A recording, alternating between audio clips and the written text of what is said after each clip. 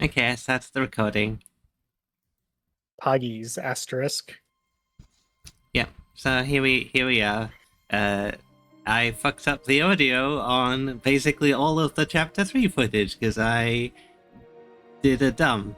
I basically had Numi's audio recording twice, which basically meant that there was just a really horrible echo like throughout the entire video. So I just took all the footage, cut it down, and now we're gonna narrate over it and talk about Yep. chapter 3. Yep. And there you go, dying to rot Bart. Yep, that's where we started with this. I we started Good omen off. for us. Yeah, I'm gonna say quite a lot of this video is cutscenes, but the start of this video is me cleaning up the last of the side quests, I think. Oh no, it was I started the next part of the story. Or it was me running around and round in circles. I can't remember which of those many possibilities it is. And I edited this footage not that long ago. Oh, that's right. Basically, because we took the time to go and do side quests, I got completely turned around and had no idea where I was supposed to be going. Oh yeah, and I wasn't like telling you because I was being cheeky about it. Yeah, you were just being mean. Now I was like, where do I go? And you were like, just follow the marker. It says you who told me the markers in this game are like suggestions at best. Yeah. Well, you got there eventually. Yep, eventually. But, I mean, it gives us all this empty space where we could talk about stuff unrelated to the narrative. yeah, I mean, like, I've left space to do that, but, like, I guess we could start with, me wasting time fighting this guy. I think this is... I am so curious, like, what you actually kept in, because it's like, why did this make the cut? I don't remember why I kept this in. I was just like... when my thought process for keeping stuff in was just like, what would be interesting to narrate? And I was like, yeah, me fighting this one chimpanzee. I think... I think I died to this, like... Yeah. Several times. Because, you really wanted to kill this monkey and you just could not do right. it. Like, every time I got this monkey to nearly dead, he summoned like 50 other monkeys, and this just kept happening. And I realized, you know what? Screw these monkeys. These monkeys are too organized. I'll never win. For real. So the Summon... monkeys made the cut, but me wetting myself on camera did not, I see. Oh. You have to bring that up? Yes. If you can find a way to salvage that audio specifically, you should edit it in right here. I don't know if you can. No. Damn. I would have cut that out anyway. Oh. Well, now you have to cut this part out because I brought it up again. No, it's fine. Everyone can know that you did that. I mean, that's what we're trying to make happen here. Oh, and here you are killing some poor innocent birds. Yeah, the birds are evil. We know this.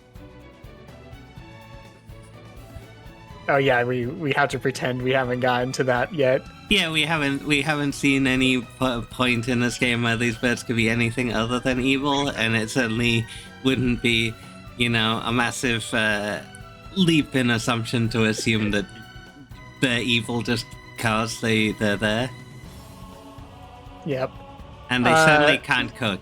That's one thing we know about these birds. They certainly can't cook anything. I forget, did we actually do this full side quest, or did we come back to it later? And we did most of the side quests in one go. Yeah, okay. Oh, and here we are. Mega explosion topple. Mm-hmm. Yeah, I kept this in because, I think this is the first time I managed to get off a full, fusion combo like this. Was it the first time you've ever done a fusion combo? Or do you just mean the first time you've done it with topple and... I think so, yeah. Because I'm pretty sure you've done break with the level 3 before. Probably, yeah. Oh yeah, no, I did it a few times. But yeah, this was a cute side quest. So I obviously want to keep some of the side quest stuff in because I just want to show off, as much of this game as possible. And like these side it's amazing what the game can accomplish when the side quests involve characters who have lives and are saying actually interesting things and not just, hey, kill 30 of this one guy for me. I mean, editing the previous videos, I think we've talked about that about 20 times, but yeah, to reiterate, the Xenoblade Chronicles 1 has one of the worst side questing. Like, it is straight up, MMO slop side quests. Alright, here we are meeting our first Nopon guy. Uncle Pon. Uncle Pon. 仕事中だってのに騒がしいやつも。ってなんだ、トラじゃないかも。久しぶりも、おっちゃん。ああ、 So, 久しぶりも。1年ぶりくらいも。 I was trying to think of something interesting to say about Uman, but I couldn't. he is Uncle and he is Pon. Like, the most interesting thing I can say about him is, like, something that hasn't even happened yet, even as, like, obviously we're a bit further ahead than Chapter 3 at this point. Minor spoiler, I guess, but he does come back for a side quest later, and that's kind of fun. But, like, we haven't even gotten there yet, so we can't even talk about the side quests, which would be funny to talk about at this point, because the side quest is pretty funny, but... I mean, we'll get there eventually, and I'll have the actual footage, and we'll be talking over it at the time, probably. Yep. But, as for this, like, it's basically just a means to get to the next place, Yeah. I guess the most interesting thing is you learn a tiny bit about the Titans a little bit, but not a whole lot, It's just... Yeah. We learned that the Titans love drugs. Yes.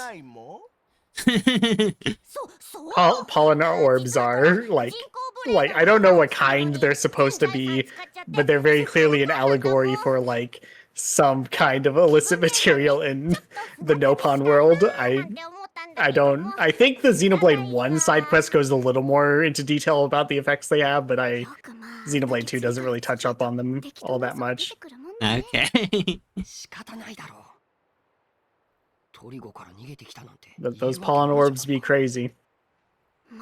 It's the quest with the bird guy in Xenoblade 1. I can't remember what the quest line is called, but I know you've done the quest line before. Yeah, it was one of one interesting quest lines in that entire game. Right.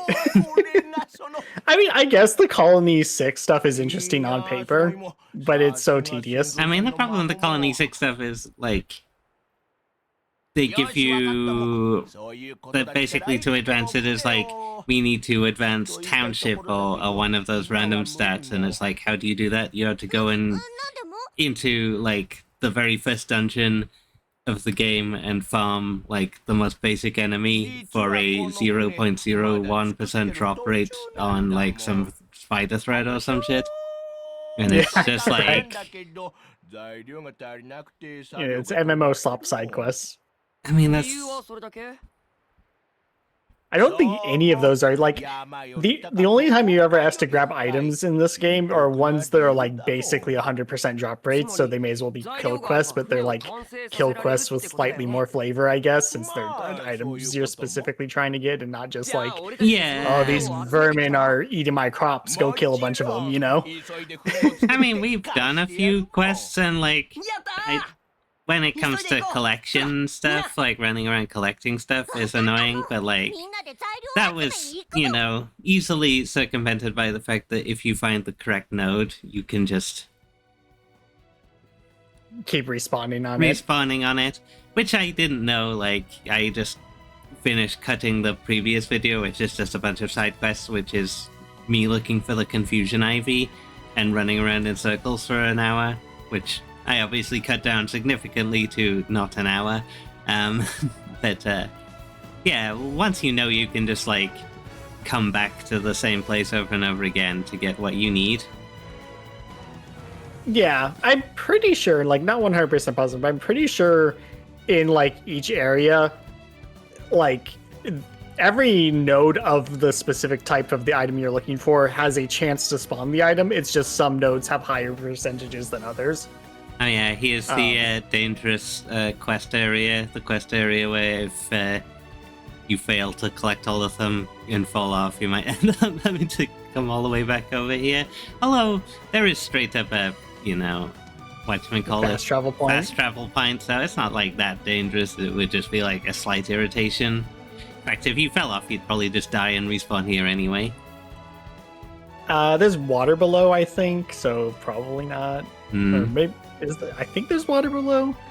Yeah, I can kind of see it out of the corner there. Oh, wait, no, you're in a different area. Never mind. No, this is a different area now. The last area had water below.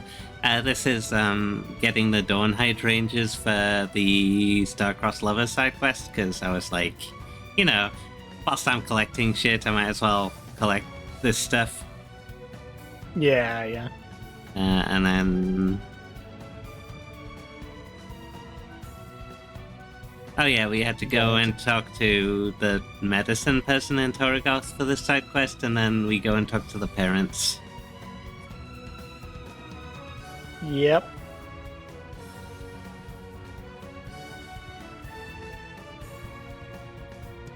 Here's the thing.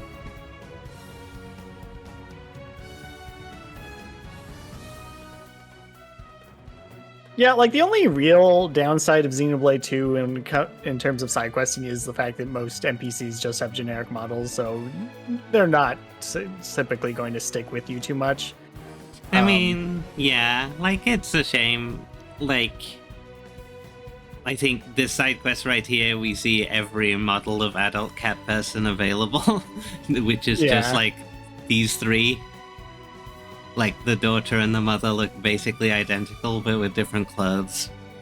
You know, I constantly make jokes about how the Gumati children all are basically one model with different hairstyles and different skin tones, but it's all basically the same person, and, like, even then, there's only, like, 3 different possible skin tones and 3 possible different hairstyles. Yeah, there's definitely parts of this game that are a little, like, I guess, unpolished, for lack of a better term, but I think it's mostly stuff that is inconsequential. Like, yeah, would it be nice if all the NPCs looked distinct and were more memorable? Sure, but, like, do they need to? Not really. Also, this is where I learned that side quests can have several different outcomes, although I don't think it really makes a difference to your rewards or anything, or, like, if there's, like, a side quest where, like, choosing one outcome over another outcome, like, locks you out of anything. We haven't reached it yet in game. I'm sure you would have pointed it out if we did have something like that. I think that there are some instances of stuff changing outside of just, like now, like, this basically determines if you can meet these NPCs again in either Mor Ardain or in Gormat. I think we got the ending where they stay in Gormat. Yeah. If I recall correctly. That's right. I chose to tell the parents. Oh, also, watch the timer. We got to the next part of the quest, and then we stood here for 7 in-game hours. Because you introduced me to the English, more Ardanian national anthem. Don't forget me. That's the one. Yeah. Think you can take me. Yeah, I like it. The thing is like, there are aspects of the dub of this game that I enjoy, but they are vastly overshadowed by all the problems with it. like, I don't know, like if the dub was even as good as Xenoblade 1's, I probably would have said, yeah, let's just play the dub because it's got some fun campy stuff in it that could be fun for us. But the dub's just not even as good as Xenoblade 1's is. So it's like, I don't know. I think you would have way more fun just playing it subbed, which is what we did. And besides, you can actually speak Japanese, so you can actually understand what the quirky dialogue they say when they like do collection points and stuff. You already know what they're saying. So Yeah, and it also leads to a lot of interesting like discussions. Like, obviously, like the video that I'm currently editing after this has me talking about a lot of stuff to do with this. But like, just like the decision to change a bunch of the names, like it's fascinating what they decided to change and how they decided to localize it. Like, because I'm someone who, like, up front, my Japanese isn't as good as it should be. I have an N2 in Japanese, but like, and I used to live in Japan, so and I have a degree in Japanese, and like with a focus on like sort of translation theory and stuff. But it was Japanese studies, so like Japanese language wasn't as big as the focus as it should have been. But like, I would say I can speak casual Japanese and I can understand like 80 to 90% of anything I'm watching in Japanese. Maybe, like, depends what it is, but like this game, like, I could probably understand about 70 to 80% of everything that's going on outside of like, specific terms. If I pay attention, because I bring up some things that I just don't pay attention to that I should have noticed way sooner in the Japanese stuff. But like, because I have that interest, like, localization always fascinates me. I'm not someone who's like, oh, localization bad, pure translation, because like, as I will constantly point out, all translation has to be localization to some extent. It just depends. Ooh. Yeah, and we're back. My Discord exploded. But here we go. But yeah, so, like I was talking about, like, basically the localization of this game is interesting to me because, like, I'm not someone who dislikes localization. I think localization and translation, all translation has to be localization to some extent.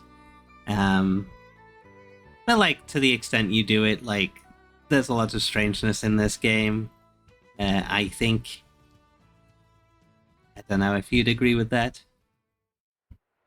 yeah, I mean, I'm somebody who's like typically way harsher on localization than you are. And like, I'm not like one of those people who's like, I guess, weird about it, who's like the woke Westerners are trying to steal our panty shots or whatever. But like, there is obviously like differences between. Okay, that's weird. The stream like cut out for like a sec on my end. I thought you might have disconnected again. No. Okay. But yeah, there's like there's things that often get changed that I'm like, why would you change that? What is the purpose, right? And it's like, oftentimes I just find it indefensible, right? Like, there's some things that like, even this game, like, I don't find any of the translations offensive, right? Like, I think, like, again, they're not changing names from, like, if they changed, like, Morag from Marith to, like, Mary or something, right? I would probably find that a bit more cringe, right? That old, like, 4Kids era style of localization, right? However, I guess what I would say about this game's localization specifically is that, like, it oftentimes doesn't feel purposeful, whereas I feel like the Japanese, like, original, a lot of the names were kind of purposeful, The only exception would be, like, there's really no reason for like Rock, Jomark, Genbu, and stuff to be their Japanese names. They don't have any relation, despite the fact that their Japanese names are related. You know. I mean, I disagree with that. I think the translation makes sense to me in terms of making it purposeful for the most part. Like, it's very clear translators had a vision for what they were changing things to. Whether or not I agree with that, and I would love to see like the thought process behind it, but like changing, I believe Moradane is called Superbia or something similar, Superbia in Japanese, and has a lot of Japanese like influence, especially Imperial Japanese naming conventions and like design, and they decided to change it all to like Scottish. Gomati, maybe I should have paid a bit more attention, but like there's a very clear like, you know, the translators decided to turn Gormott and Torrigoth basically into fantasy Wales. So yeah.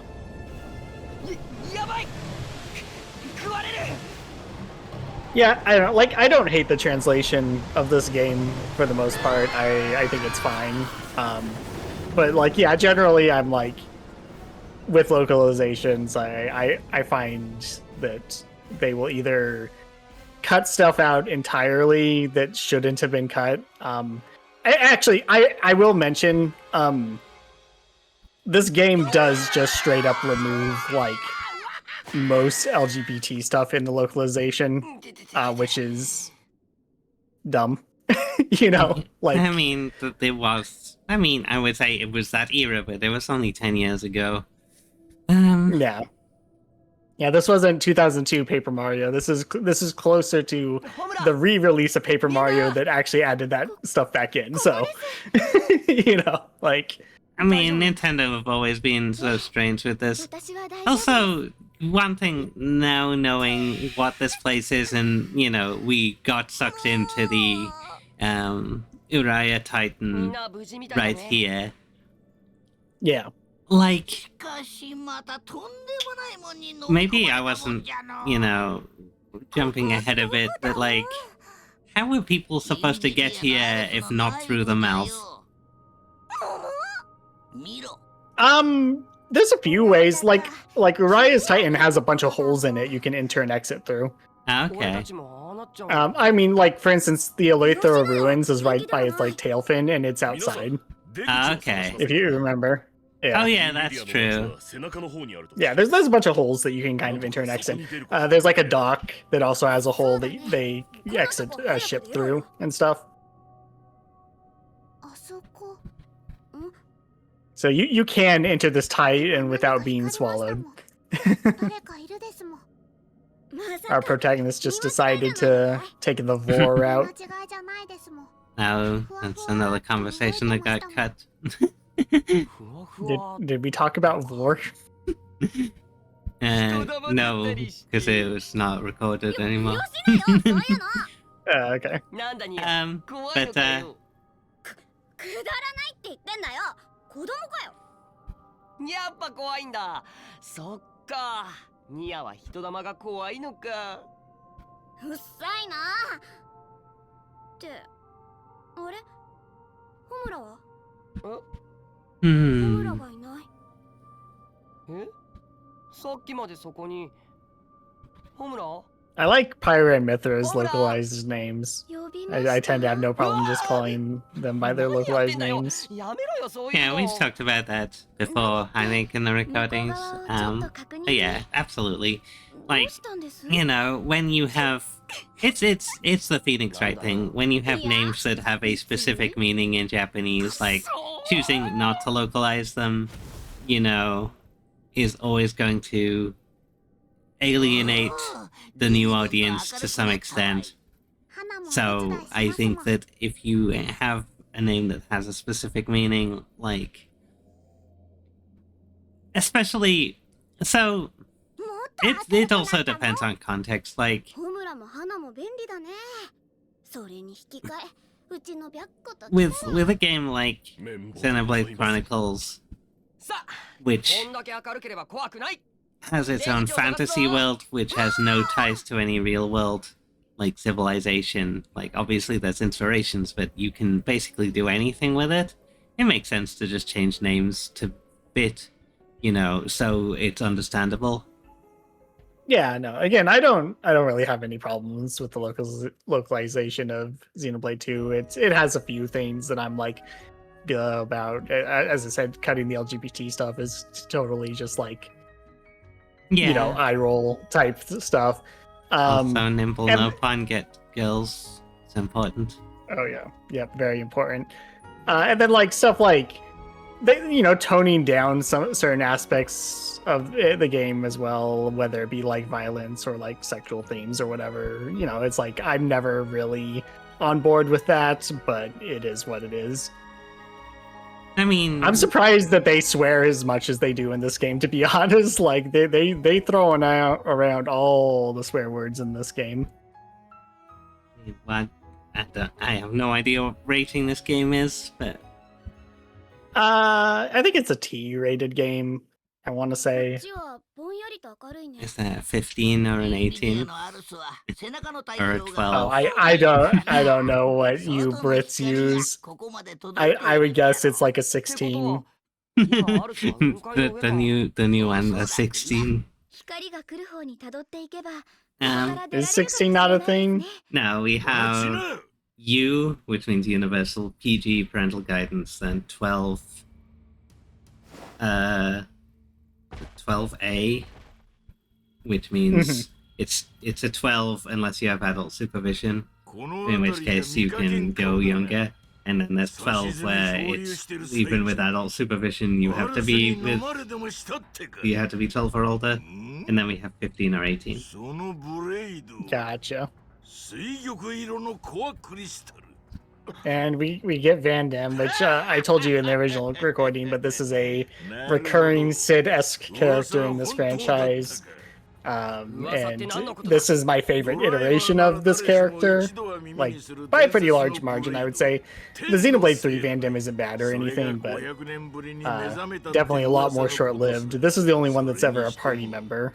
Mm-hmm. He is the best party member. I love him. He's so good in the late game as well. Like, yeah, for sure. I mean, it is weird that they didn't like animeify him to fit with the rest of the aesthetics, but I think it works well for his character. Yeah, he's supposed to be gruffer and grittier, and like, I think by Orion standards he is kind of anime-fied, because like the rest of the Orions look even like grittier than he does. So I don't know. Yeah. I am gonna say that. Yeah, look at that guy. Right, like they're like, like Van Damme looks kind of anime compared to Zuo and you. Something I noticed, because we talked about this like recording the last video, I think, about Orions and their ears. You said that Van Damme has the same ears as like some other guys, and I was like, yeah, I didn't remember it, and I was like, no, Van Damme doesn't have the fin ears. He kind of has elfy ears. He has like the scales though. He has the scales though, yeah. Yeah, like I guess like yes, his ears aren't like fins, but they are the like longer Orion, and they have like the crusty scale things on them and stuff. So that's what I meant, is that Van Damme didn't have like normal ears. Orions have kind of a variety of ear types, and Van Damme definitely has the Orion ears. They're just not the same type, I guess, as the one you were talking about, I guess. Also, I do recall you said that this fight is a roadblock for new players, because they can't figure out the eternal truth of all MMO and MMO style combats, which is take out the small fry first before you take on the big guy, just so you don't have to take like 10 different types of damage. Yeah, I would say even outside of that, though, again, I cannot stress to you that like just me being here teaching you the combat has probably helped you immensely, because like as I said, when I first played, I don't think I even learned about the driver combo. Like I would obviously say they would occasionally get broken, Yeah. and like I would occasionally topple them, but I never did anything beyond topple for like the first like 8 chapters or so of this game. Like,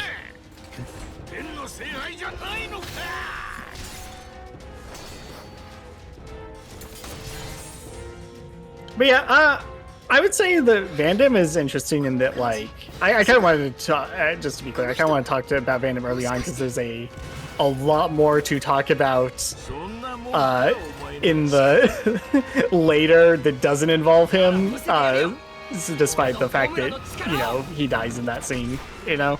Well, if you think about it, he doesn't die. He's a mainstay party member. True. But I would say, despite the fact that he, you know, he's introduced and then dies in the exact same chapter that he was introduced in, he does leave quite the impact as a character. Yeah.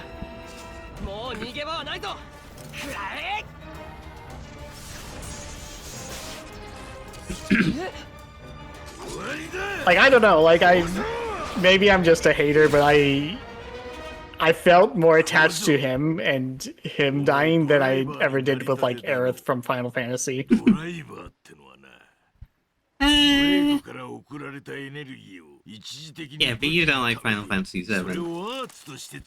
Yeah, but like, I don't know, even in Final Fantasy VII, like, the context of it, I think Aerith is just the least interesting party member out of everyone in that game.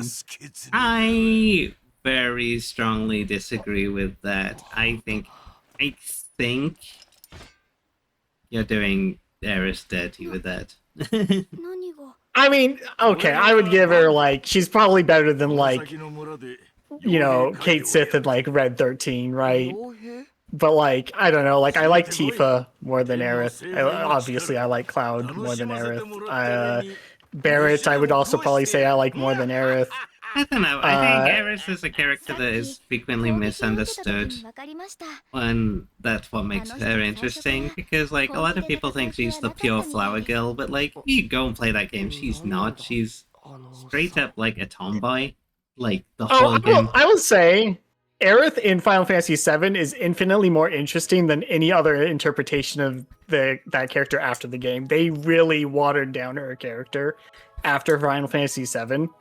Oh yeah, no, like, that's the thing, is like Aerith after Final Fantasy VII is essentially the version of Aerith that people misunderstood the character of Aerith in Final Fantasy VII to be, but the original version of her is she is a strong-willed tomboy who happens to sell flowers because she lives in the only place where flowers grow, but she wears a leather jacket.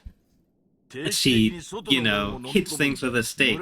She's, like, strong-willed. She knows what she wants. She, like, sneaks out and, like, basically straight up to Cloud, like, you know, fuck you trying to look after me. I can take care of myself. Like, you know, you're gonna do what I say. Like, she's a much more strong-willed character than is given credit for. Like, which is why I think she's a much more interesting character than, you know, basically half the cast of that game probably, like, you know. But, like, it's one of the problems. I mean, I guess bear in mind that, like, I have Vincent and Yuffie higher just based off of vibes, because I really like Vincent and Yuffie, or just, like, totally vibes based. I think Vincent is probably pretty obvious why I like him. And Yuffie's just kind of cute, I guess, right? But I don't know, I don't think it's, like, unfair to, like, say, like, that you like Cloud, Tifa, and Barrett more than Aerith. Yeah. Right, I think that's probably fair, right? I would say that's fair. I would say, in general, though, like... Anyway, we are getting off topic talking about 7. Yeah, that is true. Well, I mean, we have to establish why Vandam is the better Aerith. And first off, he's hotter. So let's get that out. I mean, also, like... I mean, I do think there's also a gap, because Final Fantasy VII, I played it when I was, like... I played it in 1998, when I was 8 years old. So I do have more nostalgia for that game, even though it is one of my lower tier Final Fantasies. I mean, yeah. I say lower tier, but it's still in the top half because unfortunately it's a franchise that I love, but also I have a lot of things to say about, you know, the majority of the games are kind of weak, honestly, compared to other JRPG franchises like Dragon Quest. Yeah. Well, let's veer back into topic. We can save the Final Fantasy podcast for when we play through Final Fantasy. Yeah. But yeah, back to Van Damme though. No, I do just like how Van Damme like quickly establishes himself as a character in the party, and again, even though the death flags were everywhere with Van Damme, you just did not pick up on them until it actually happened when we were actually playing through the game, and it's just like, you know. I mean, it is I was just interesting. happy to have a fourth party member after all this time. Right. Yeah, no, but yeah, you know, he establishes himself pretty well. It is kind of interesting that something you can glean that isn't ever outright stated is that like Rex just has never had a father figure, and he kind of was projecting that onto Van Damme a bit, which is, you know, again, it's never once even addressed in the story, but you can definitely tell that, you know, Van Damme was like a father to Rex. Yeah.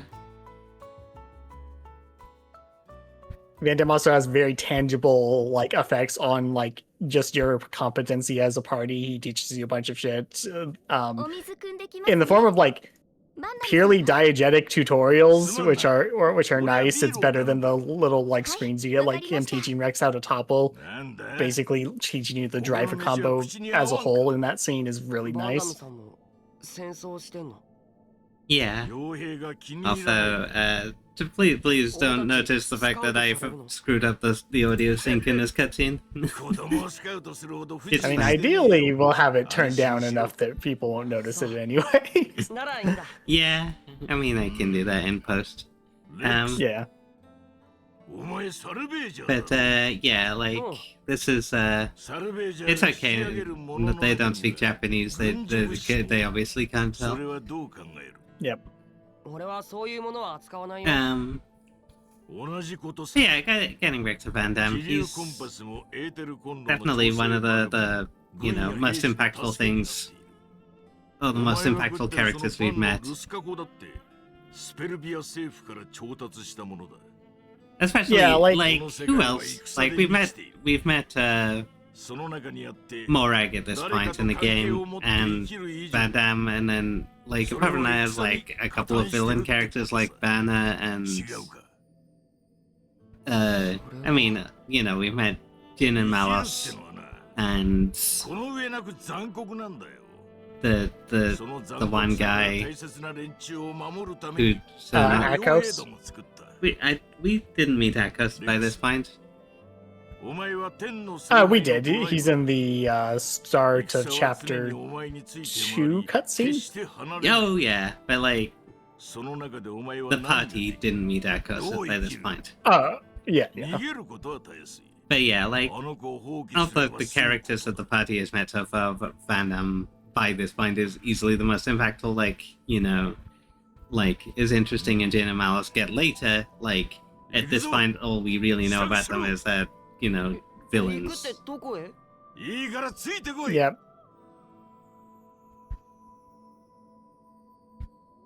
They do be committing acts of villainy. Mm-hmm. And then I think we started side questing here for a bit, but I don't know if you kept all that in.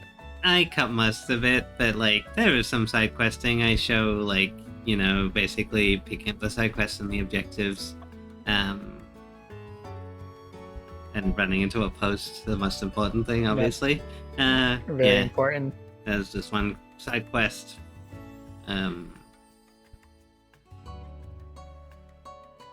Oh yeah, there's the one side quest where I destroyed a child's dreams. Oh yeah. No revenge. Revenge bad. Revenge bad. Roll credits. Don't be Shulk. nothing good ever happened to Shulk.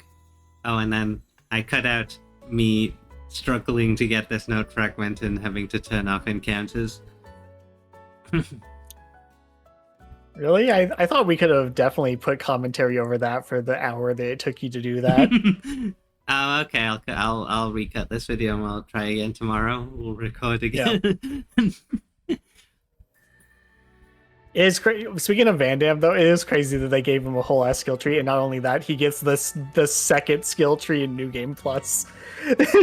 Like, Also, I kept this footage. I don't know how much of the skill tree, but I kept it in because this is when we talked about, you know, the most important thing, Arts Chain. oh yeah. No, it's like, yeah, that's. Do you understand what that ability even does, or are you just taking my word for it that it's good? Oh no, like by this point I absolutely understand what it does. It allows, I mean, you know, I play fighting games not as much as I used to, but like it just allows you to cancel one art into another, but without it, like the cooldown between arts is just like intolerable. Like obviously starting the game and you don't notice it so much, but like after getting Arts Chain and then like I think we were doing a side quest later where I was playing as a different character that didn't have it unlocked yet, and I was like, why I have all my arts up, why is this taking so long why can't I cancel this? What's going on? And it's just like, yeah. So yeah, it is an invaluable skill. It makes the game feel a lot better. Yep. And more importantly, though, it also gives the I'm sure I don't know if you remember this, but the early tutorial told you that if you like cancel an auto attack into an art, it'll amplify the damage based off of which point in the auto attack you're at. I'm pretty sure Arts Chain just naturally gives you that based off of the art. So you can cancel an art into another and you'll get the damage multiplier from that as well. Yeah.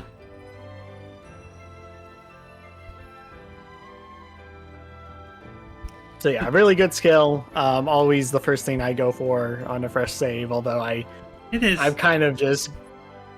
What's up? I would say that it is weird and, you know, it makes the characters feel unique, I suppose, but the fact that Arts Chain for some characters is like a first level skill and for other characters it's a third level skill, so it's like it takes much longer. I think it makes sense though. Like Tora, it's a third level skill, and because Tora's a tank, it makes sense that a skill as useful as that would be slower to learn. Yeah. And Tora doesn't really need help anyway. Poppy is broken at basically all stages of the game. I think it's basically unanimously agreed that Poppy is the best blade in the game. Okay. I mean, you know, as long as I keep playing Tiger, she'll be like unstoppable. Yeah, we'll talk more about Poppy when we get to the late game and you can actually do more stuff with Poppy, because right now you're kind of limited based off of certain factors. But yeah, Poppy gets really crazy in post game.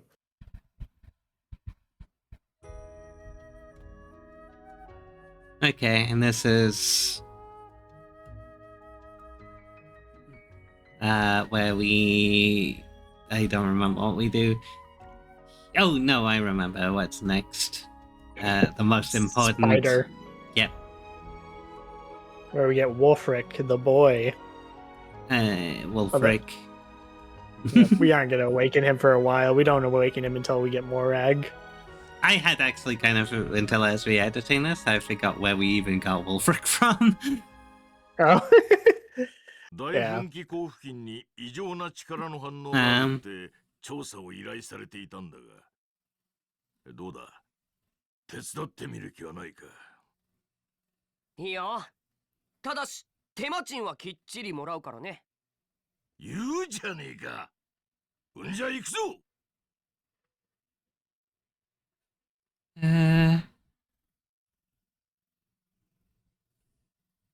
That was an important cutscene. Yeah, very important. I mean, that's when we get I mean, that is definitely one thing with Van Damme is like, with all of these cool like additions to hide the fact that he's got a gigantic death flag on his face, I do think it's, Yeah. you know, especially now where we're at in the game, we have all of the characters, that the art style for Van Damme doesn't really match the art style for the rest of the characters, both in the menus and on the, you know, well, both in game and know, on I the don't- menus. Because, like, his face is more zoomed out. His, you know, I mean, I guess it's difficult to frame, but I'm not sure if it's the same. It's probably the same artist. It just looks, he looks much cartoonier than everyone else who's much more anime. Yeah, I guess. I think it is the same artist, and I don't know. I think that's how he would have been framed, even if he was a main character. I think you might be reading a bit too much into that. I don't find he looks too out of place. He's supposed to be older and more like worn than the rest, so he does look a little different. But I think, you know, it's natural to just kind of see him as a little different because of you know, the big age gap between him and the rest of the party. And here we are doing the most important thing. 24. Spending all our XP in the inn. Yep, this definitely will not come back to bite us in the ass later. I mean, I guess it doesn't. It's the opposite of being... Well, I mean, you're the one going like, oh, the game's too easy. And I'm like, well, then switch it to Bringer of Chaos, Sloop. Okay. Like, you're the one who made yourself 10 levels higher than the level curve. I mean, it's the game's fault for putting that one area with like really hard enemies in it. So I was like, oh, I need to level up really high, and then it turned out that area was like actually optional. I don't even know which area you're talking about specifically. That like every area has higher level enemies in this game. Um, こんなのがあっちゃ先に進めないよ。他に道もなさそうだし。oh, we do need a cutscene to explain about.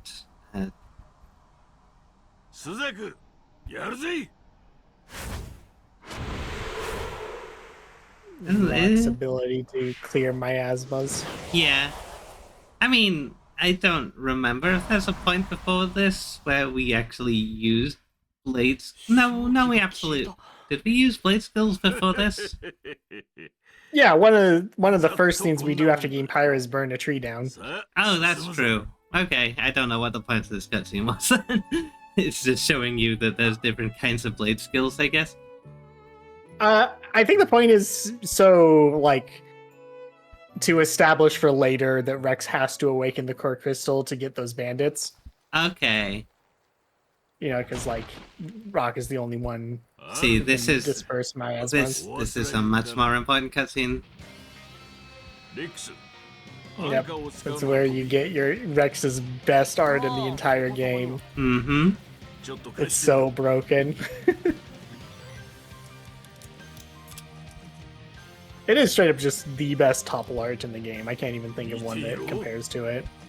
I think Zeke's knuckle topple is pretty good, if I recall correctly. Who? Oh, don't worry about it. It's not a character that we're gonna ever meet or get in the party I hallucinated. Yeah.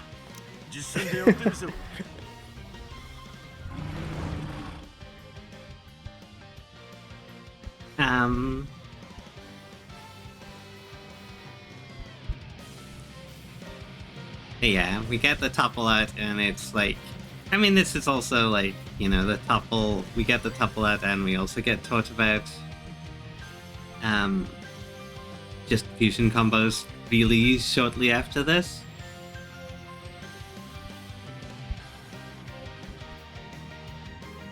I will say, one thing you just still have not gotten good at in the game, and the only reason I haven't ever really bugged you about it is it's like one of the least important parts of the combat system in this game, but you are so bad at using positionals. Oh, tell me in this about game. it. I just recorded a video of myself playing Samurai in Final Fantasy XIV, and I was like constantly fucking up the positionals. Is what the one reason I don't play melee is I'm terrible at it. To be honest, like if I just like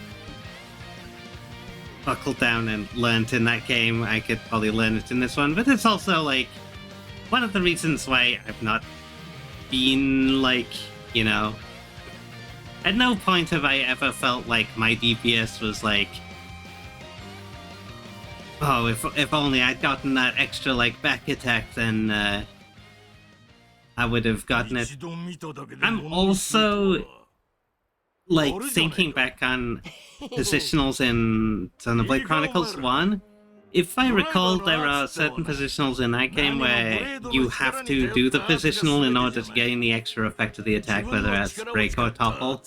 Whereas I mean, you have to do the positionals in Xenoblade 1 just period, because it's one of the few things in the combat system you actually have control over. That's true. like Xenoblade 2 has enough going on that I don't feel it necessary to teach you how to do positionals. It's like, yeah, you're missing a little bit of damage or whatever here and there, but it's nothing too like dire. I would absolutely be yelling at you about Xenoblade 1 positionals because it's the only way you could actually deal damage in that game. Yeah. なんだか遠そうだな。そうでもないさ。さっきの技だって。I think also early on, like before we got Tora, like I was so used to Rex just thinking everything that I was just like, don't even care about these positionals since I can't get them up anyway. Yeah. I will say this game does do a very piss poor job at teaching people how to play, and that's the one benefit I get to people who don't like this game is like, I totally get that the game is not doing itself any favors. Like the combat system has so much going on, and it does not properly teach you basically any of it. Yeah, like, I mean, yeah, we'll talk about that later. やはりな。アルス、確認された異常な力の反応って。I still find it funny that the Japanese word for Titan is just ass. Big ass. I said you're an ass.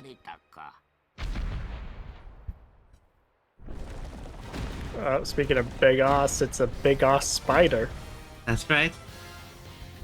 There he is, the boy. That's my goat. He looks like someone took Titan and Ifrit and then fused them together and painted them black. Yeah. See dude, Wolfric doing some weird ass dance moves in the background there. Yeah, he's just doing his thing. Just Look cheer. at- oh, No, he- he just faded out of existence. He's fucking instant transmission. Wolfric's stronger than we thought. Yep.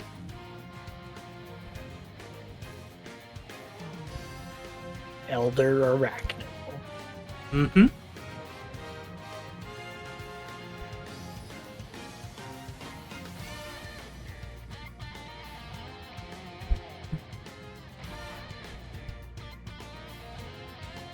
Got the topple burnout, and then we got the launch mega explosion. Oh yeah. I don't think even at the points in the game I managed to get like the final fusion off, but look at that damage.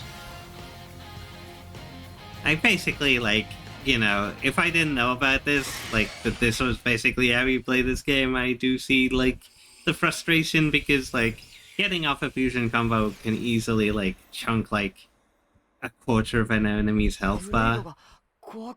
I mean, think about it this way. Imagine a scenario where you didn't know fusion combos, Yeah. you didn't know about pouch items, Mhm. and you didn't know about like whatchamacallit, the arts canceling. Oh yeah. Like imagine trying to play this game's combat with those three like aspects just banned. Like I told you, you could not do any of those three things. I Like- would sulk in a corner and never play the game. Yeah, like it's just like, and yeah, the game does a piss poor job. Like the first pouch item it recommends to use like this dog ass fish one. They only last like 20 minutes or something compared to like most pouch items that last like several hours. So it's like, oh, so I can go out of my way to buy an item that gives me what, like 5% extra health. Yeah. No thanks, and then you just never adjust pouch items again. Like that's how the average player is going to react to it. Like it's insane to me that that's their tutorial for pouch items. Is like, here, take the worst pouch item in the game and have fun with that. Eat this fish. Like, and then again, fusion combos are ill-explained. Like they are mentioned, but like it doesn't really emphasize one, how to do them properly, but two, just like how important they actually are. I'm trying to remember if the fusion combo is explained. Well, it's either explained during the Morak fight or it's explained during. Oh, I think I know when it's explained, and it's so weird that it's explained when it is. We'll see when we get there. And then obviously the game never tells you that the best thing in the skill tree to go for is arts canceling. Like that's something I just had to tell you. Like the game never even draws attention to that skill. I mean, that's also like one of the most important skills with a lot of this game as well. Like there's so, I mean, it's the same in, you know, a lot of RPGs, but like this RPG in particular, every thing has its own skill tree. Like all of your weapons, all of your, like, the drivers have their skill tree, and the blades have their skill tree, and like all of it is like relatively abstracted and difficult to understand as without someone to explain it to you. Like I would not really have known. I probably would have never taken the time to like unlock any of Pyra's skills on the skill tree had you not told me to. I would have like just been like, kill a couple of guys here, move on to the next area, but no, actually you have to kill like 10 of them to unlock a specific skill. Yeah, like it's like the game doesn't explain any of this to you, and it's just like it is the one thing I will like hold this game accountable for as far as like the reasons people dislike it is like it's a valid reason. However, I will put an asterisk on this. This is all well and good if we just ignore the fact that the internet exists, and it's just like the internet does exist, and like all you need to do to basically master this game's combat is go take one look at Enel's channel or something, or like Chugga Conroy made several videos on how to play this game. Like there really isn't an excuse. Also, we like, got to the most important part of this game. Oh yeah, gotcha time. We spent. It's funny. We got the blade we wanted first try on Nia, and then realized we couldn't equip it. So now then we have to spend like 30 minutes gotching on like, Rex. Even looking at this footage, I'm not 100% sure if I fucked something up or if it was just a straight up, because at no point in the game did it tell me I unlocked the third blade slot. So I'm not sure if I just screwed something up and I couldn't equip, and I just could have equipped this blade at any time and I just didn't notice. But I swear I tried to equip this blade, that I unlocked this water blade, because all we needed was one water mastery to use this diving spot. And this is, you know, I kept all this in because it's like the first gacha time. This is gacha o'clock. And it's a perfect time to talk about the gacha mechanics. Yeah, we could talk about those real quick. Which is to say, I don't mind these. I wish it was a little bit faster. One thing, because, you know, I don't want to get too ahead of us, but later on we do a lot of gathering, which I will definitely cut down when I get there, to the important parts. But like, one thing, I wish that like when you click view awakening or something, like there was an option to only view the awakening if it was like a unique blade. The fact that you have to pick view awakening every time, even though you have to watch the same common blade, like, I mean, to be fair, you're really slow at doing it, but you can't just press start immediately and then skip. oh yeah, And you absolutely. notice it. Yeah, which you always like let it play out, which is like, yeah, you could just immediately skip once you see it's a common blade. That's true. I mean, I did do that when we were actually doing the big gacha, but like, Yeah. during this segment.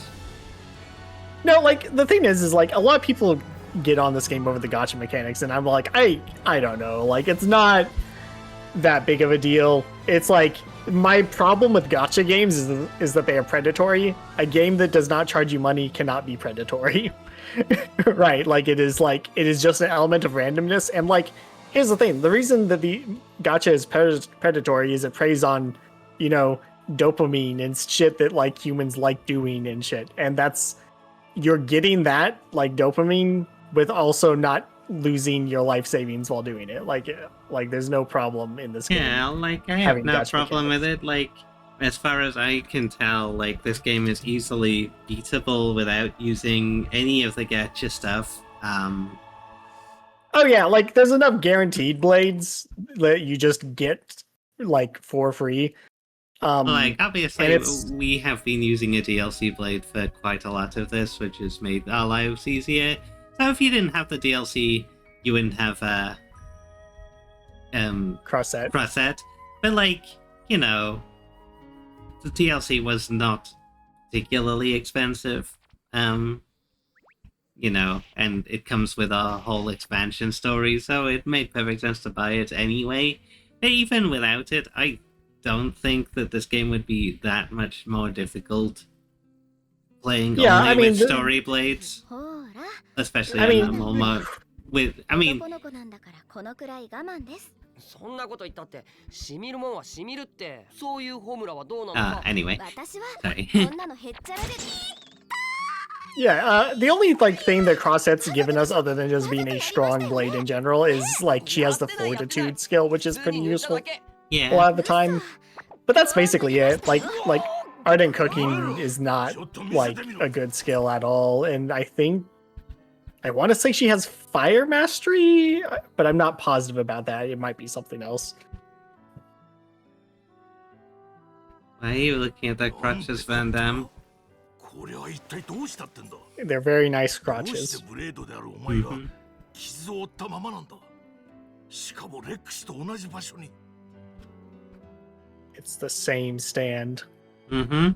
信じられん。 Yeah. そんなことってある Turns の out that Pyro is a stand the whole time, not a blade.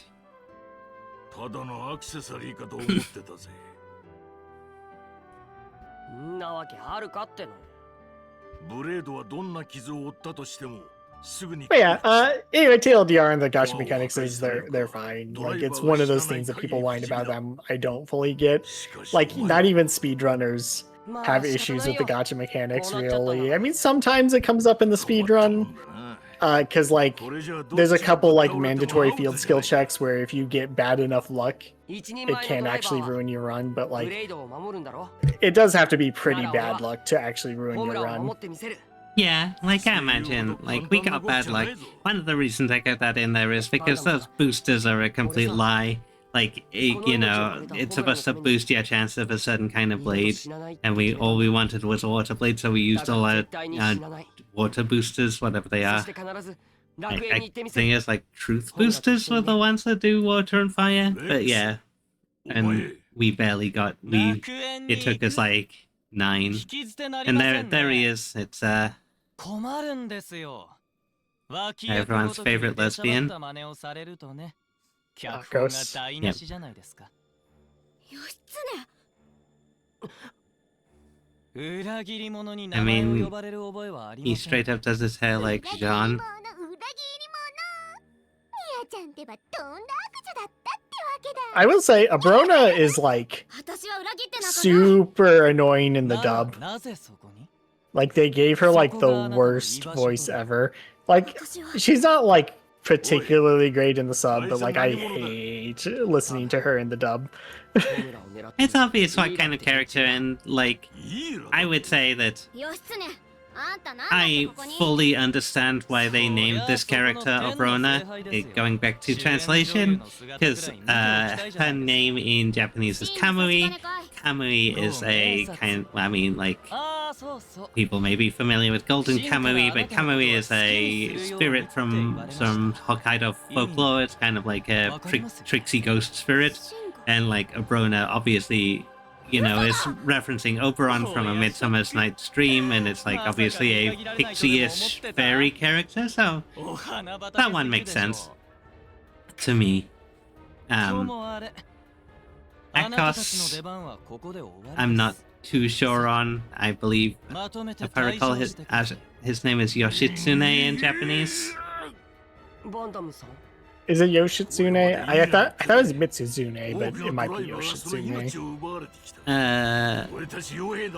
I might be thinking of a different character, maybe. コアを奪うのがその目的って話だが、そうか、奴がイーラの義経。 Yeah, he literally said it, Yoshitsune. 村の連中を避難させろ。わかったっす。お前ら、はあ悪いね当然だろいいかいあいつのブレイドカムイは空間のエーテルエネルギーを操ってこっちが使う属性とは相反する場を It's funny that he just does straight up does not use his like broken ass skill in this fight. Although I guess if he did, he probably still would have lost because Van Damme could have dealt with it, but you know. Yeah. Okay, here we go. This is our introduction to chain attacks. Yeah.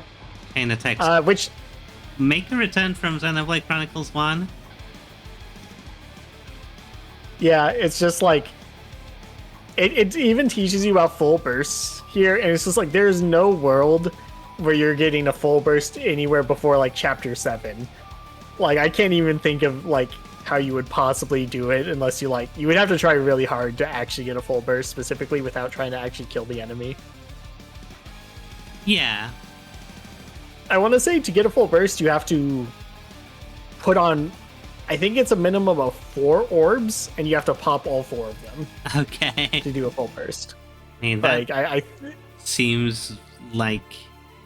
I mean, one of the big advantages of burst attacks is that, like, a lot of the time, if you let an enemy get enraged, I found, then it's, like, gonna go poorly for you.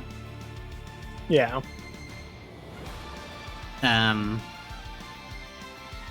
Oh yeah, I skipped through quite a lot of this fight.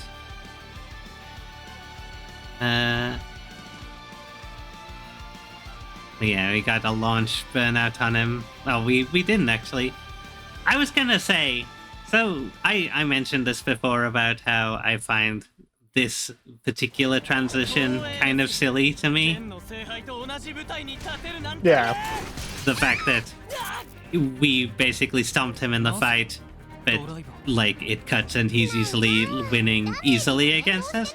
And you said, oh, you've never played a video game before because this happens a lot. What I'm gonna point out is, in quite a lot of video games where this happens, normally like the health bar won't go to 0 十分弱らせておいた方が of the fight you're against. やりやすくなるね If it wants to show that you are struggling against the guy, even if mechanically you aren't, like normally it'll cut the fight off like halfway through. But the fact is, we got Akos down to 0, and then it cuts to us losing. I guess. I mean, and it is worth mentioning that they actually do this later in this chapter with the Akos and Malice fight, where you get Akos halfway down, Yeah. and then it shows you losing. So I guess, but I don't know. I've seen this trope enough where you win the fight but lose in the cutscene. It's like Yeah, I mean, it's I didn't also... think this one was particularly weird. I mean, I think this one is weird, because I noticed it whilst editing. You get him down to 0, plus it is a fight in which they give you a massive advantage straight up front, where you're deliberately, like, where it's stacked in your favor. So it is so strange to me that they chose to do this now. Like, Yeah. there's plenty of other fights in this chapter where they could have done that same tutorial, like the spider fight against, Wolfric Spider, or against the Arden earlier where we toppled it. Like, why is it specifically this Akos fight? Like, Yeah, it is weird, especially like when you consider that like it would have been pretty easy to just like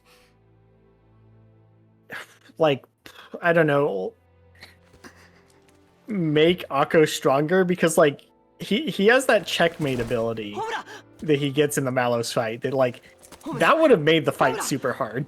yeah. If he started busting that out on you. So they could have absolutely made this fight harder.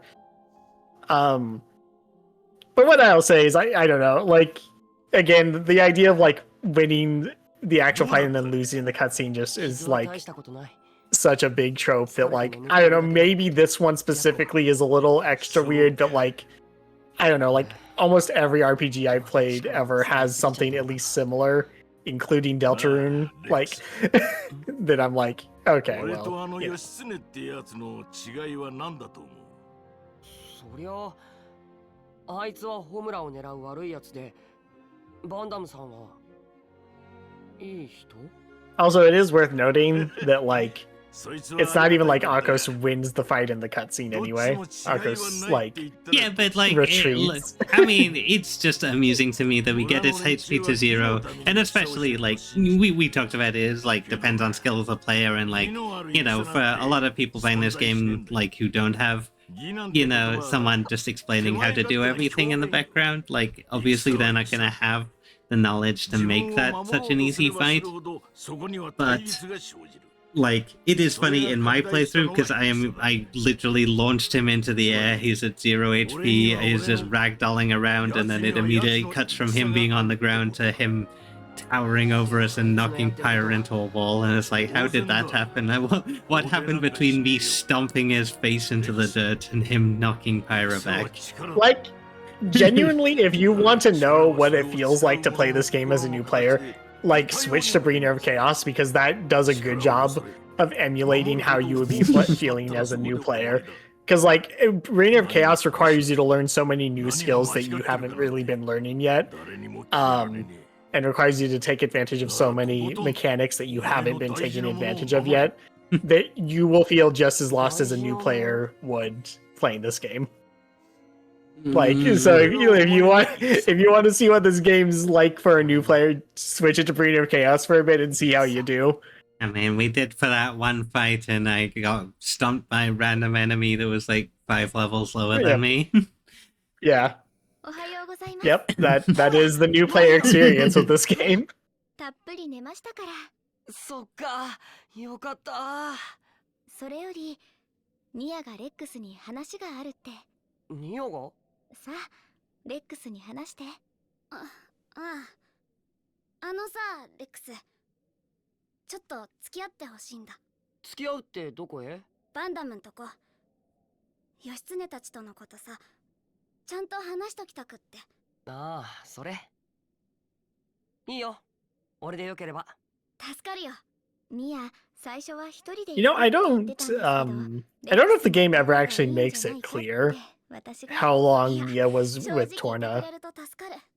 That's the thing, is like I was kind of interested to know what, like, 確かに。I mean, considering she didn't age a day since Jin rescued her, it's obviously been a couple of weeks at best. Well, we know the reason she hasn't aged today, but that will come up later. She moisturizes really good.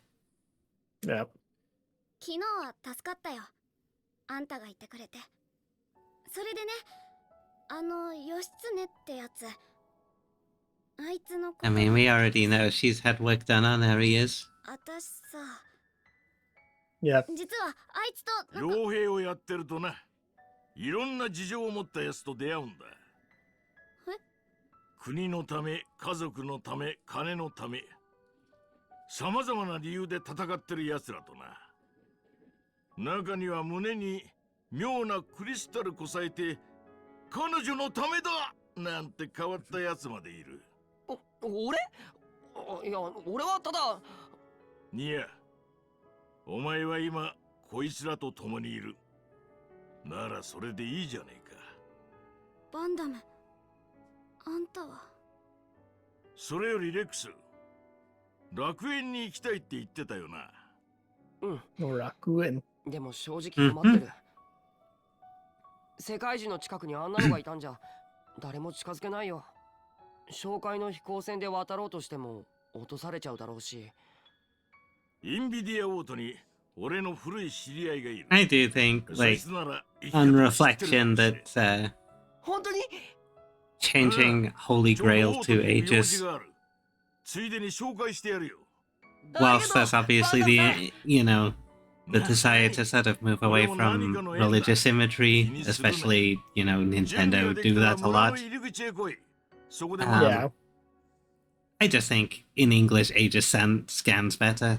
Like, if they're running around talking about the Holy Grail all the time, is just gonna feel strange. I'm a little bit of caps. I agree that it rolls off the tongue better. But obviously removing the religious imagery is a little like, you know, there is a point to all of it, and it'll become more apparent as the game goes on. Like the religious stuff isn't unimportant. And also oh yes, fucking blushy crushy. Yes, most important. Best. But yeah, like, I don't know. This is a period, like, around the same time this game came out, we have, I mean, I think this came out the same year as Persona 5, a game that is literally ends with you killing Yaldabaoth, which is another name for the Christian god. Well, not exactly. There's a whole bunch of weird lore there, and most people probably don't know. But, like, there's a whole bunch of, like, Gnostic weirdness there, but, like, you have Atlas making games like that, Shin Meg 10, which has you kill God basically at the end of every game. So, Yeah. like... As you do. The fact that Nintendo was still very squeamish about any kind of, like, Christian allegory in their game, which, you know, I pointed out multiple times, and I'm sure I pointed out after this video, because obviously we're a lot further along when we're recording this, but, like, the fact that they changed Adele, which is the name of Pyra's original driver, to Adam, seemed weird to me if they're trying to get away from religious symbology. Right. um, But yeah, and the other thing I was going to say about the localization change is that it is kind of weird that we are referring to a legendary blade by the name of a legendary shield.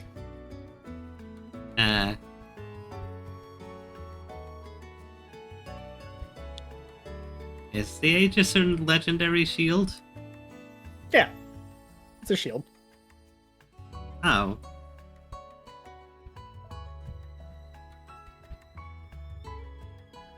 I mean, I guess that makes sense, but, like, the Holy Grail is a cup. It's a grail. I mean, yeah, I guess.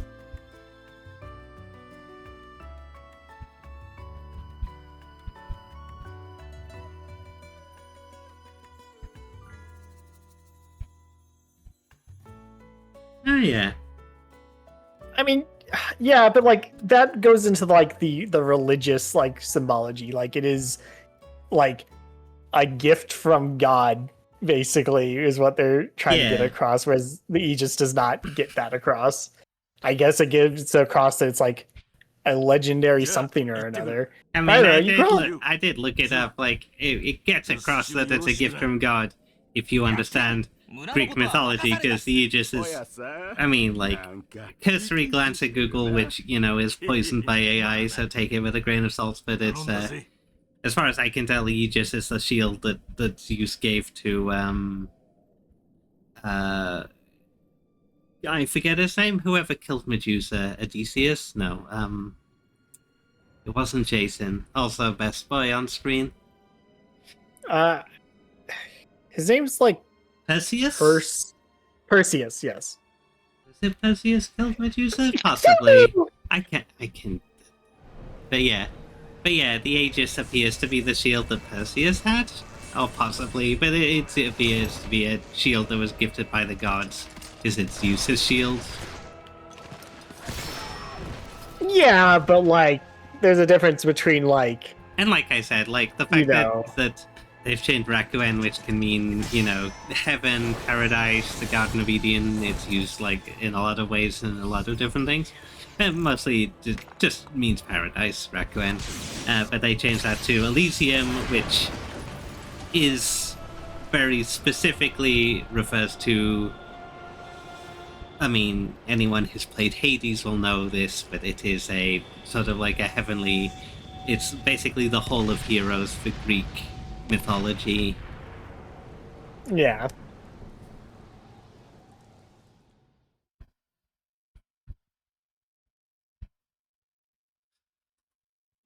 Also, Jin Being the anime boy, the Nomura trademark. It's not being the right kind of anime boy. Oh, here we go. Speaking of anime boy, it's the best anime boy. I think Jin would be a better character if he acted like this. I mean, every character would be better if they acted like this. I mean, true. I mean, you need at least one Tommy.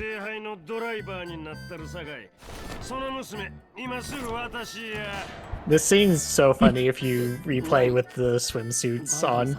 Oh. 俺はあんなやつ知らんぞ。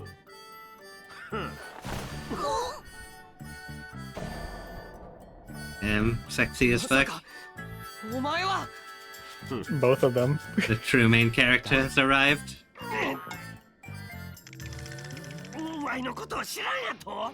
ほんとにどこのドライバーや。わいの名は。I mean, we know Zeke is the strongest because him and Pandy are like completely in sync. と書いてアルティメットと読む。アルスト最強のドライバーや。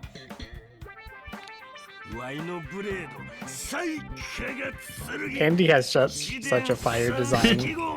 サビになりたいんやったら、かかってこんかい。 I've convinced so many people to play this game just by showing them a picture of Pandy. I believe it. ちょ。ほんどれ、ちょっと待てや。なんだよ、めんどくさいやつだね。お前ら、わいら3人を舐めとんのか。3人って2人じゃん。あと1人は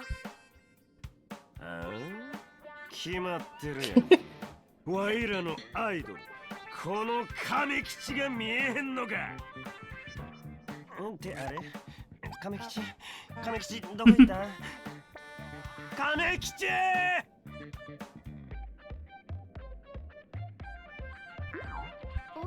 The boy. どうしたの？こんなところに君一人で。亀吉何勝手に触っとんねん。 So what does he say there in Japanese?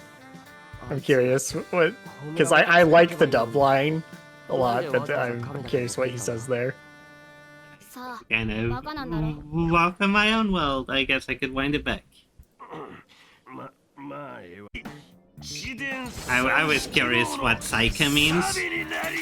It's like Saika, I don't know. I couldn't think of what it means. Apparently, it comes from Arabic for lightning. いやいい Mm-hmm. いいって。 And it can mean calamity, which means Pandora is like makes sense as a name. ほんどれちょっと待てや。なんだよ、めんどくさいやつだね。お前ら、わいら3人を舐めとんのか。 Alright, it's coming up, so lock in, Beemo. I wanna know what he says. 決まってるやんけ。わいらのアイドル、この亀吉が見えへんのか。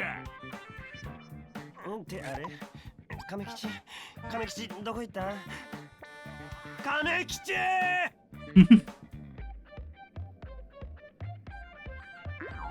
お、かわいい。どうしたの？こんなところに君一人で。亀吉何勝手に触っとんねん All right, Beemo. あいつ What's the word?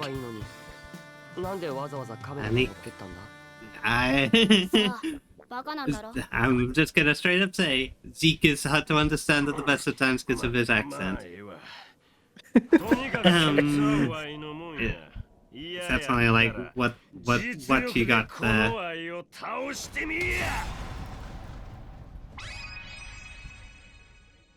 Alright. Something like you shouldn't be touching that. Okay. Yeah, the dub line's really good and it's delivered super well. Yeah. He goes like, handling a man's turtle. You know? It's good. I just realized you put the wrong song here. I know. I was struggling to find the right one for this one because I found the right one for the Torna fight. But yeah, this is just the regular battle theme. Really? You couldn't find it. Let me see what the song's called.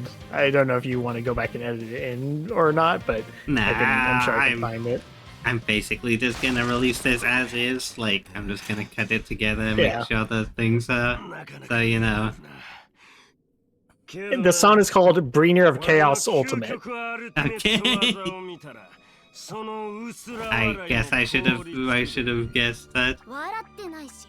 っていうか、究極とアルティメット被ってるし。行くで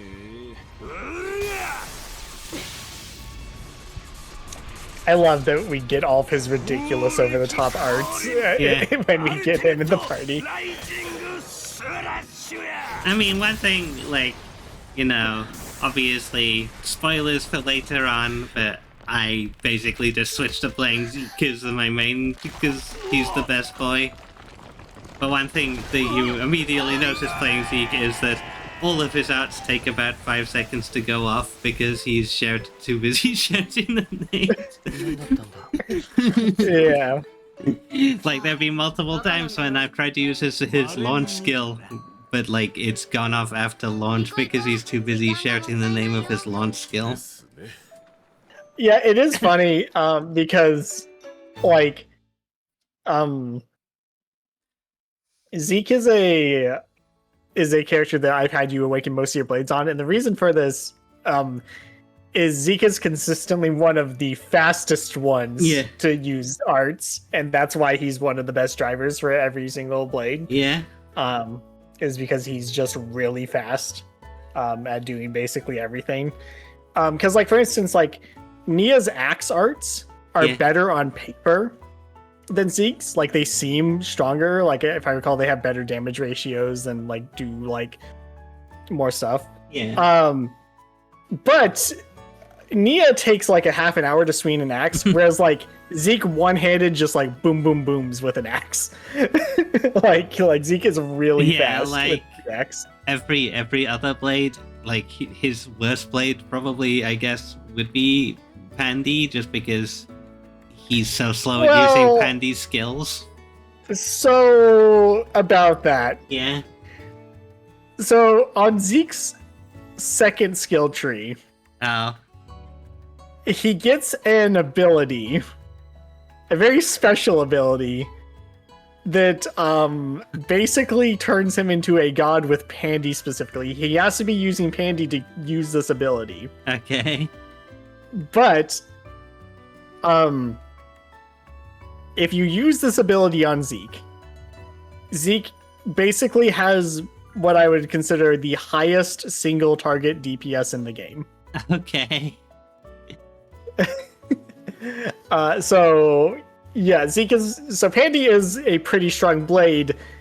You just have to unlock that very specific ability to get the most out of her. Here we are. We went back to do a side quest. Oh, hell yeah. We got to ride the You water could not- slide. You could not ride it properly for some reason. You were getting got stuck. it. I was too tall to ride the water slide.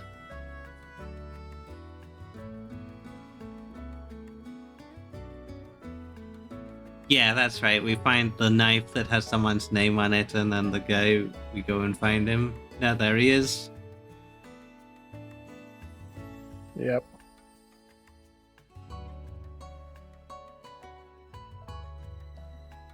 Yeah, this guy's connected to like one of the longest quest lines in the game. Really? Yeah. I mean, it's the same as the Nopon Murals one. Oh, They okay. all connect. Like, it's a really long branching quest line with a bunch of different quests you have to all complete all of to, see it to completion. Okay. Boop. Gotta keep it every time I do a big process, big explosion skill. Yep. You need to get better at QTEs, by the way, Missy. I'm good at QTs. No, you are not. You have. I think on this recording, you have missed every single input that has been on screen. I have not. You are gaslighting me. I missed about half of them.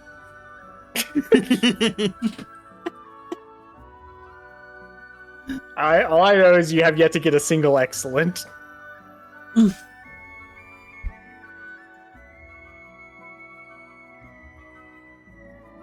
It's fine.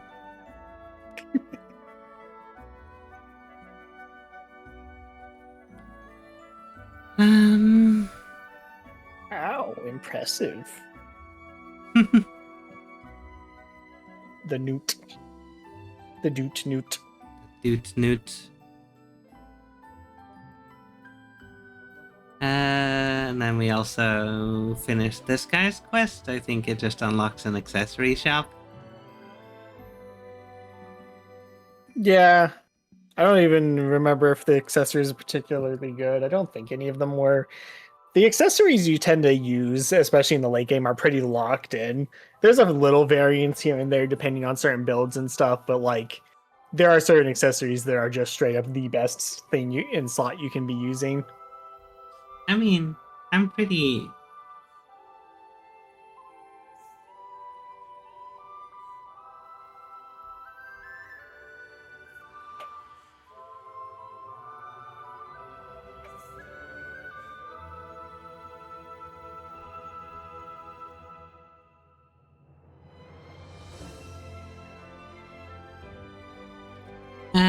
one thing I would say with that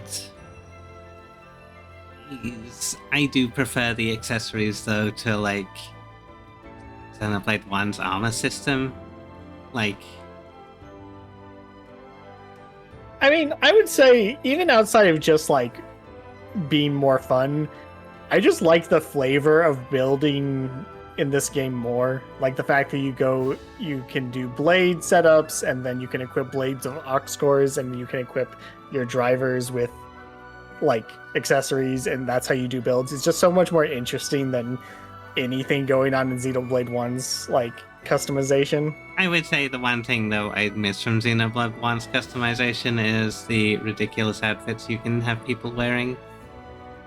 Yeah, I mean you can kind of do that, but like it's all locked behind the whatchamacallit, the thing with Shulk in it, the challenge mode.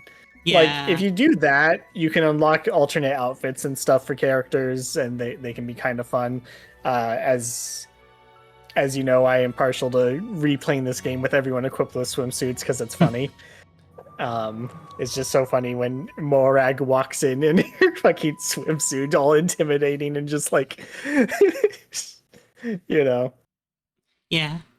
It's just, you know, like there's something so funny though about every piece of equipment is a different like armor set that you can wear, and basically whilst you can like basically at least in the definitive edition, you know, I didn't play the Wii edition of that game, but like you can obviously from the off immediately like glamour it so you don't look ridiculous, but I still think it's just I didn't bother using the glamour because it was so funny just to be like, you know, Shulk walks in wearing like a half top, like baggy pants and an Indian, like a Native American headdress. Like, Oh yeah, like it's funny. I don't know. I don't really like doing that type of stuff on like first playthroughs just because like I do want to, you know, take the story seriously in basically any of Yeah. these types of games. But yeah, on second playthroughs and stuff, I do love making them look silly. I mean, as a you know, Dark Souls slash Final Fantasy 14 player, the true end game is always fashion. Oh yeah. Yeah, I don't know if we're going to do New Game Plus stuff, even though I really like the New Game Plus in this game and would definitely recommend it. It is something that would, you know, take a lot of our time to do. I mean, I said I'll do post-game stuff, but I don't think we'll do New Game Plus stuff, maybe at a later time, but, you know, there's so many other things on the docket. Like, I do want to get through the series before the next game comes out. Yeah. But we also gonna be playing Fortune Sweep when it comes out. We're gonna be, you know, Little Goody Two-Shoesing at some point. So we've got a lot of stuff on the table already. Gotta play all of Kingdom Hearts. Gotta play Dragon Quest 1 through 11 before Dragon Quest 12 comes out. No. Probably not. Yeah, like you're probably good to not do that. Given it's not a story-focused series, I would definitely play the highlights of it, right? Like, I mean, you already own 1 through 3, so those are good. I mean, 4 is good, but like, I don't know. Like, I mean, I don't know. Like, all of Dragon Quest is like good, but there's no games that are like mandatory to play. The only ones I would say you definitely should play are 8 and 11 because those two are my favorites.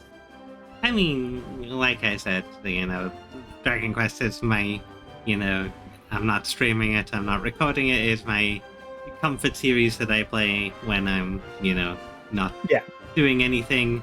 I almost beat Dragon Quest 2. I'm on the last boss now. After that, I'll pick up Dragon Quest 3, and I have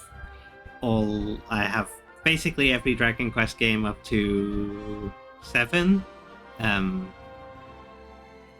then I have 11. Oh yeah, I forgot you got this weather for your first time in Fanzamaima. Yeah, with this weather's cool. I like a lot of the weather patterns in this game are fun. Yeah, it has really cool, unique weather patterns. Yeah, that's right. ここのところ軍備を拡張していたからな。戦艦の数も増えている。それにしても I do think some of the Japanese names for places are a little bit on the nose. 兵器として運用する自然主義のインビディアの特徴だな。紹介でもたくさんのインビディア戦を見た Because けど you've got Moradane is Superbia because they're superb, and then Araya is Nvidia because they have graphics. 昔から犬猿の仲やったから True. の。はためにはスペルビアの方が印象悪いよね。ゴテゴテ機械をくっつけちゃってさ。はためにはな。じゃが、当の本人は意に介しておらんじゃろ。あんだけ痛そうな改造されてもアルスは人と共にある。そういうもんじゃからな。We've talked about this. わしなんて背中に小屋を建てられたり、尻にクレ Titans. ーンを刺されたり、七輪をたかれたりしても。Is Titan BDSM real? Yes. Yes, it Sound is. off in the comments. あれは気持ちが良かったの。またやってくれんかの。 I mean, we all know those. アルスの丸焼きになっちゃうよ。確かに。 See, we would have had a Rust Titan if we hadn't paid that 15 gold. Yep, that's true. It'll all come together in the end.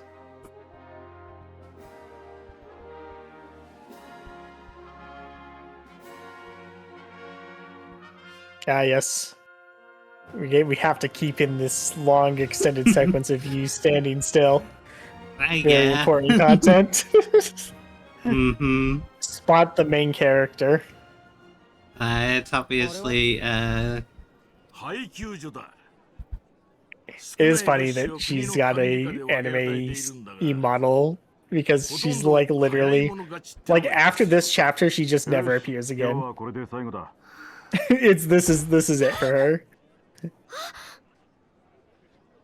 for her, obviously. 俺は国のために働いた兵士だぞ。優先的に配給を受け取る権利があるはずだ。 Like, I mean, she's relevant in like a side quest later, but like, that's the most she gets after this. It's funny you bring this up because I was literally editing the next video after this and brought all of this exact thing that you just said up in that video. So. Is it in the chapter 4 one? Yes.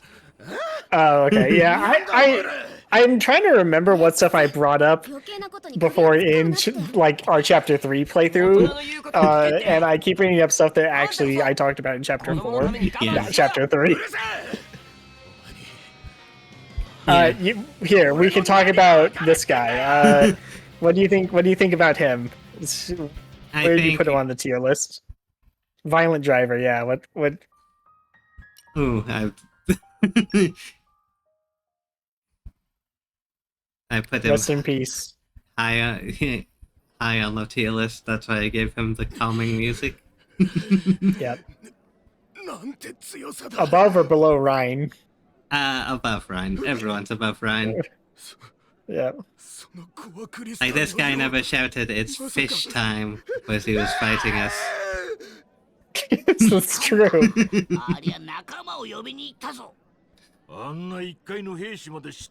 It's fishing time, and then he fished all over everyone. Damn, Pyra, them things jiggle.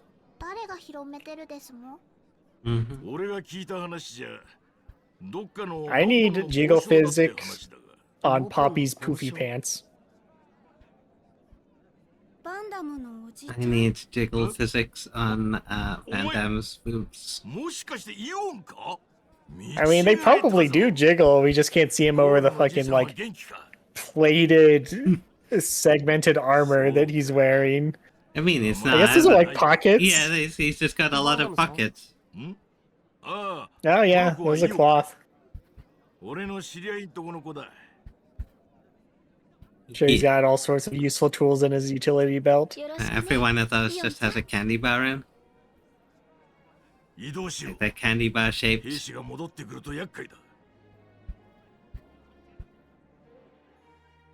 lot of people do complain about, like, how indulgent some of the designs in this game are. And, like, yeah, I, like, you know, I'm not gonna pretend that Pyra's over there dressed modestly.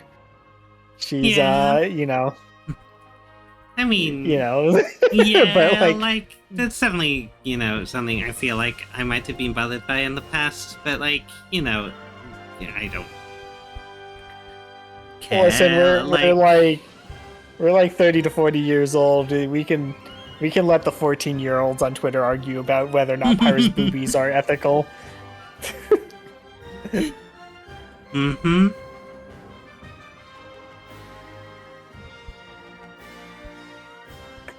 I would say they're very ethical, by the way.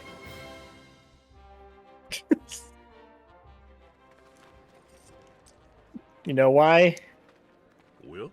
Because that acid don't lie.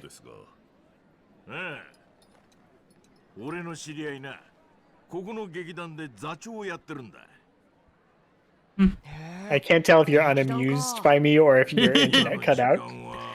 Okay, you are unamused by me. Good to know. I just got distracted.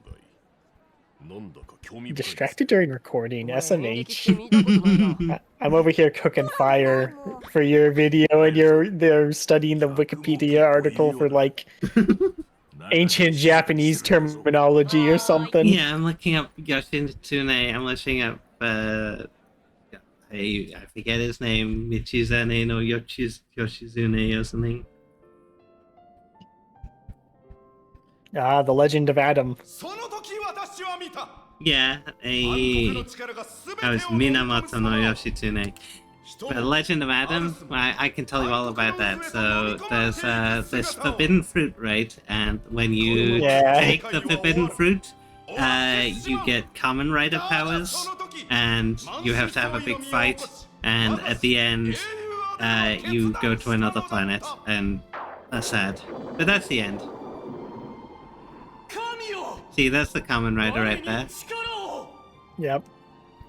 暗黒を焼き払い世界を照らす So 光の bad. 力を Got move. Da da da da da da da da da.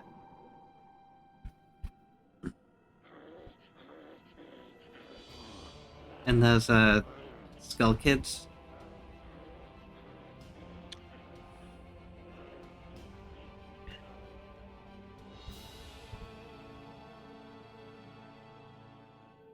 And that's Midna. そなたは天の聖杯神のしもべ Interesting foreshadowing, making her blonde, by the 世 way. 界に Yeah. 光を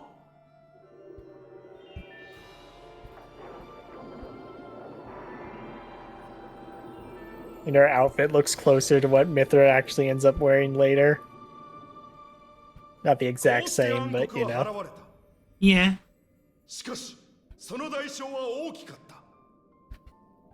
多くの大陸が It is pretty clear by this point, though, that Pyra looks different than the Aegis people remember. Yeah. A lot of people have commented on her appearance not being quite right. I mean, it's basically the very first thing that is said about Pyra by Azerda. I think Malos also mentions it, like in the very first cutscene with Pyra. Yep. Malus mentions it, Azerda mentions it, Cole mentions it. Yeah. Yeah, it gets brought up a few times before Mithra is shown. Unfortunately, like, you weren't alone, by the way, in by not being surprised by the Mithra reveal, because Mithra was like all over this game's marketing. So it's like nobody was surprised by Mithra. This game came out 8 years ago. Pyra and Mithra are well-known Smash characters. Yeah, like nobody was. It was interesting though that you were like surprised in that like you didn't know what Mithra's role in the story was. You didn't know that she literally was Pyro, right? Like I said, like my assumption. I mean, people watching this, the two people who watch this are gonna hear this and repeat in the next video. But my assumption was. I can't remember when I bring this stuff up or not. I'm sorry. I thought it was stuff I brought up in chapter 3 because I knew we've talked about this, but like.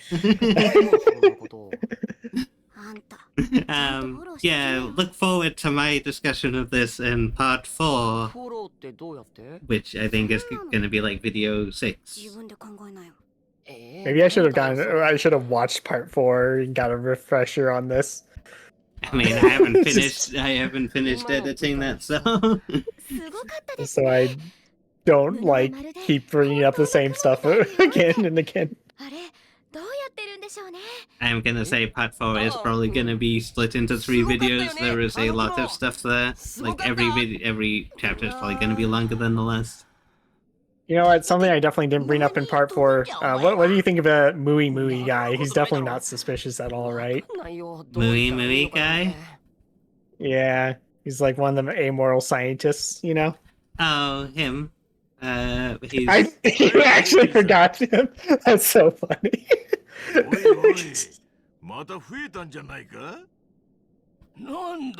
He's probably fine. My boy Cole / Minoff. Mm-hmm. を作る前はフリーでな。若さに任せてコールのじいさんとあちこちの戦場を駆け巡ったもんさ。情にほだされてすぐロハにする誰かのおかげで。Oh, interesting thing that you probably you do know the answer to now though is that you know how Cole and Malus know each other. Oh yeah, obviously. I mean, it's the first thing that's told to you in chapter 4. 無駄に長く生きちゃいないだろう。知らないか。Is it? Yeah. We already know. Yeah.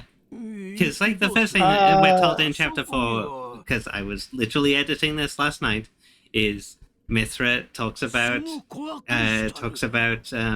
Space Pope going to Elysium and taking the 2 core crystals, awakening Malos, and then, like, immediately after that cutscene, Cole tells you that Space Pope was his driver. Oh, weird. I guess I misremembered. For some reason, I was thinking that we didn't get told explicitly that Malos is, Amalthus is Malos's driver until Chapter 5. No. Mobius is Malos's driver. That's told to us early. Okay. Like, I know we are told that he got the core crystals. I don't know if it was explicitly said that he was the driver. Literally, we're told he got the core crystals, awoke Malos, and Malos went crazy and started killing everything. Oh. I mean, that doesn't explicitly say that he's the driver, though. Yeah, but, I mean, I guess it's implied. I was gonna say, unless, like, at some point later in the game where it's revealed to us that people can awake crystals and not become the driver, like, so far, every time someone has awoken a core crystal, that person has immediately become that core crystal's driver. Like, yeah, it's just like the Aegises are different, so I thought maybe you were, like, a little confused on that, potentially. I Because, mean, like, the Aegises seem to break a lot of rules. perhaps.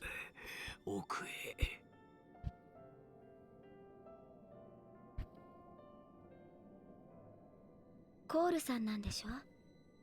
あの物語を書いたのは。Like, I think in theory, I could be wrong about this. I think in theory there's nothing stopping someone else from using, like, Pyramithra as a blade. I could be wrong about that.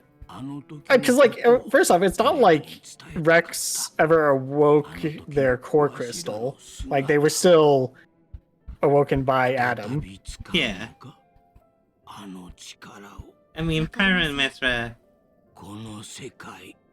knowing what we know about Malos, like, Pyramithra acting as Rex's blade is entirely, you know, within their control as far as I'm aware, since, you know, we know that the Aegis can awaken other blades.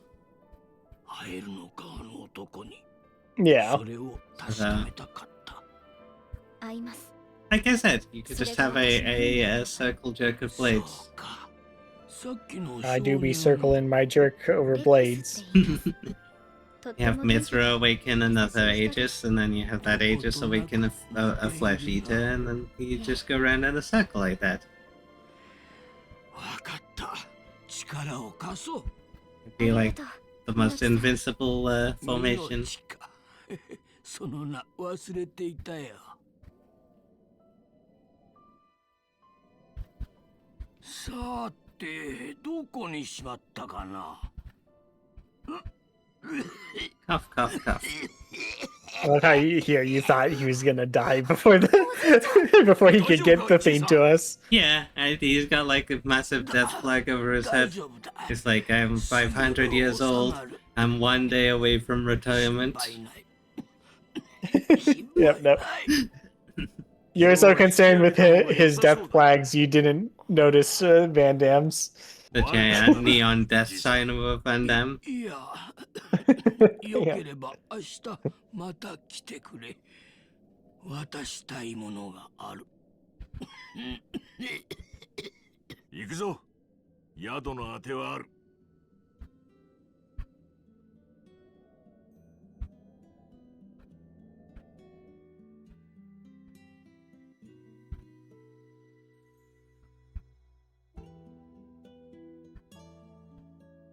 Staying at the Holiday Inn.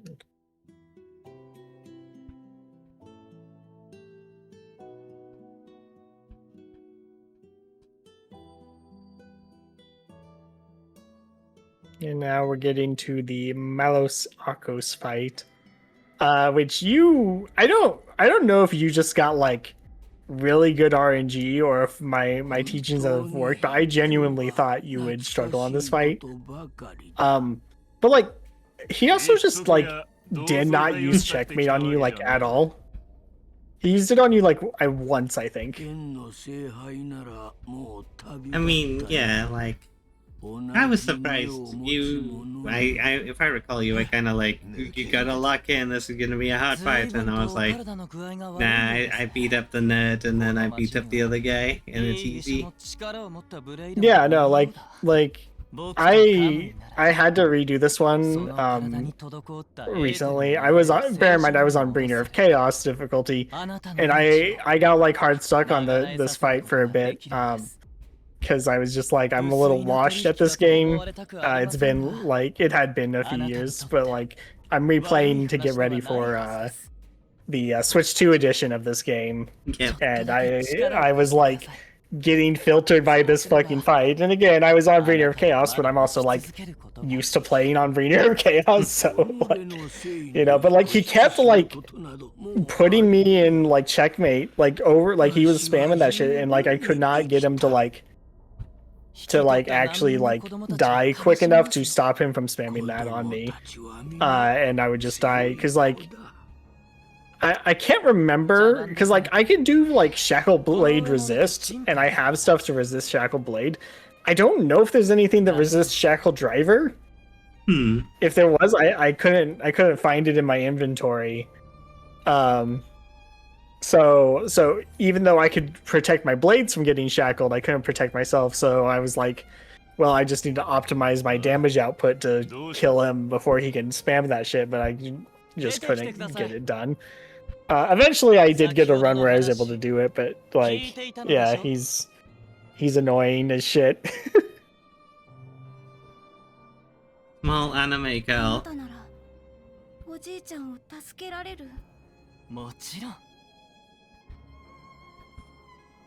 I'll give you some candy if you betray the party.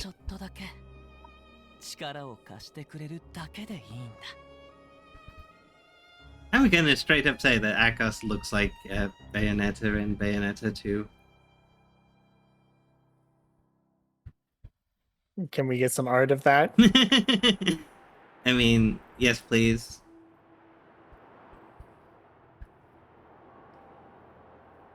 I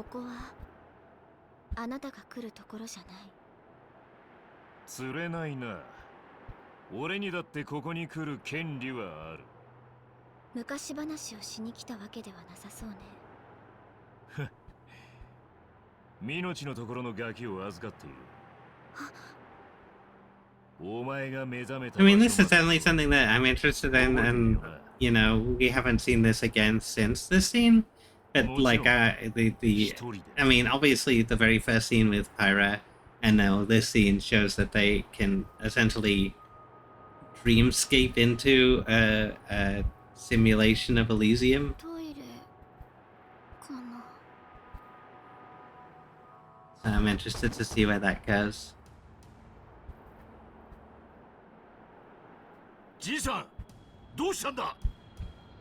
Yeah, the only weird part about that scene in hindsight is that technically Mithra should have been there too.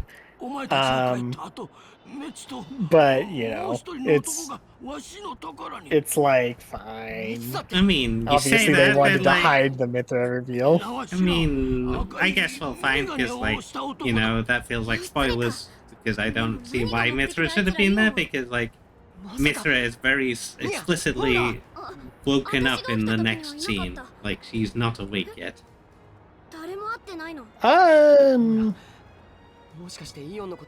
Have we not gotten to the part where they talk about this? Maybe we haven't. It's a very minor spoiler if it is. The TLDR of it is that while they were asleep, Pyra and Mithra would just like hang out and talk to each other. Okay. A lot. That's all it is. I thought you already saw that dialogue, but it's a very minor thing. It all it really does establishes that they have kind of a like almost sisterly relationship. I mean, obviously I knew they were sisters, and like I knew that they could talk to each other within the dreamscape, but I thought like during this point, from when Pyra was released until now, Mithra has very deliberately like locked herself away deeper so she wouldn't be released. 急ごう。今からなら追いつけるかもしれない。 I mean, she locked herself away inside of Pyra, I guess, but like, I mean, there was technically nothing really stopping Mithra from coming out. It's funny watching this I mean, recording. Every time I see the gameplay segment start, I reach towards my controller, and now I'm like, oh wait, it's a video? Yeah. I know the cutscenes are like 20 minutes long. I just forget sometimes. Yeah.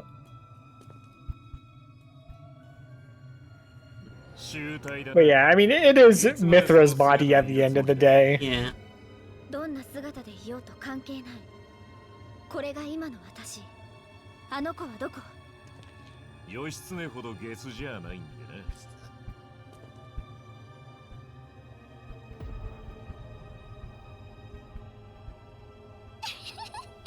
ゲスだってさ。喉元に刃物でも突き立てた方が効果的だってのに。知りませんよ。俺の目的は分かってるよな。あの人も。シンも同じなの。俺はあいつのために存在している。それが答えだ。そう。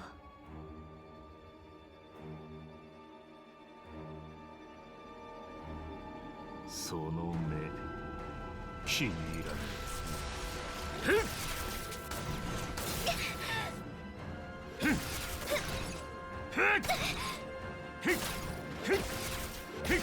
I mean, it is impressive to me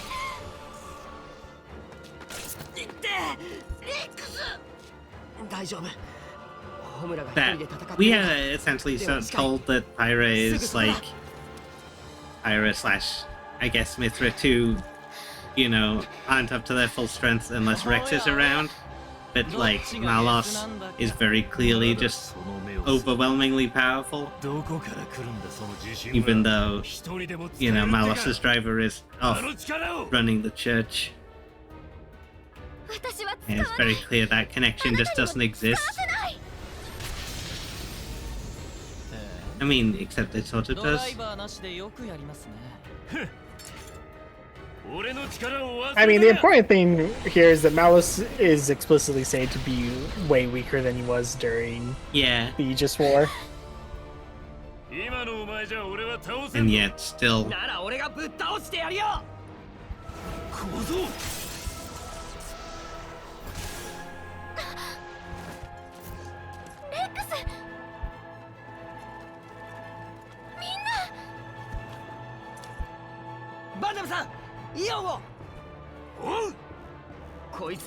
Oh yeah, I remember this bit. Like, the cutscene has Van Damme all the way back there being like, rescue, and I thought it was gonna be like, you can't use Van Damme in this fight. It just straight up lets you use Van Damme even though he's supposed to be rescuing Iona. I mean, he rescues her and then he comes back.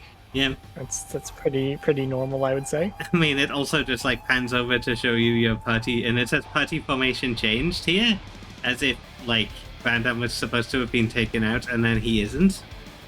Oh, it says party formation changed because you have Pyra back. Oh, that makes sense. I forgot about that. Yeah, but it still Pyra feels was out of your party. I don't know, like, so much of that cutscene makes me feel like Van Damme was supposed to have been taken out of your party at that point. Yeah. Oh well, we beat up this nerd.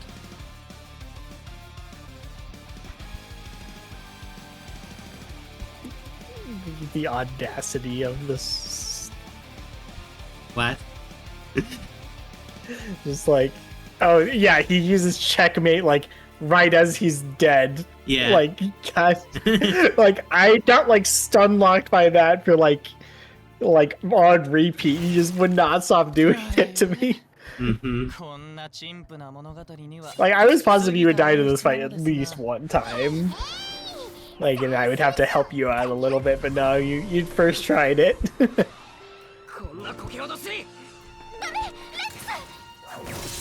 Well, we are approaching the end of the chapter. Do you have any last things you want to say about this chapter or anything that we haven't covered yet? No, I think this is a pretty, you know. 俺はまずいぞ。さあ武器からどんどん力が抜けていく。ダメです。お嬢様に力を送れない。 I mean, something that's about to happen that I think is gonna come up back in a big way later, but I'm not sure. I have a feeling that, like, you know, apart from obviously the you know, importance of the scene in general, like, to the characters, I do think the mechanics of what's about to happen is going to end up being important later. What do you mean specifically? The fact that you can stab yourself with a blade in order to unlock, like, blade powers within yourself. 今更だ。分かっていたはずだ君には。人間の本当の姿が。 Like, it could just be, like, I'm reading into it way too much, but I think, like, you know, the fact Van Damme is about to stab himself with his blades, and it's going to unlock his ether and make him much more powerful. I feel like that's gotta come back at some point. 実に滑稽な姿じゃないか。今じゃ世界のどこにも。 What I'll tell you is I know the purpose of it, but I obviously won't bring it up here. Okay, yeah, like, obviously, we haven't gotten anywhere near that point of the game. Like, yeah, this video is a bit spoilery, because we, you know, like, you know, I don't think anybody is going to make this their first experience with this game. yeah, I'm So gonna we're watch probably fine. 2 random, uncharismatic VTubers talking about Xenoblade 2 whilst they also talk about pissing themselves. Yep. I mean, the pissing myself is the best part of the video. We need a compilation of my Omarashi scenes by the end of this. めんどくせえから終わりにするぞ。よしすね。同感です。 I guess the only other thing worth noting, it's not like super spoilery to say this because you already kind of you kind of already know what the twist with Nia is at this point. But the song that's playing here is pretty unanimously considered to be Nia's theme. Okay.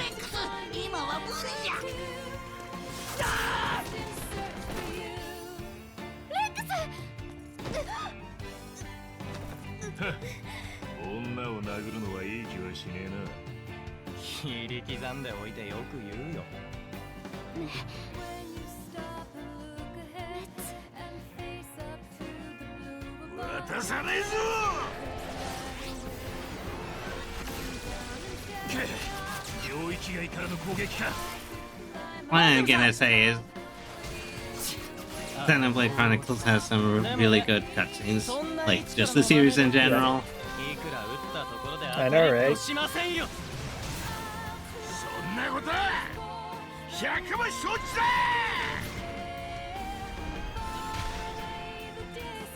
いいか X、ブレードの武器にはな、こういう使い方。 I mean, like, the fact that it's framed like this, like, this has to come back as something important later. 貴様、まさか。武器に残ったエネルギーを直接体内に。こうすりゃ、エーテルの流れなんかは関係ねえってわけだ。どりゃ！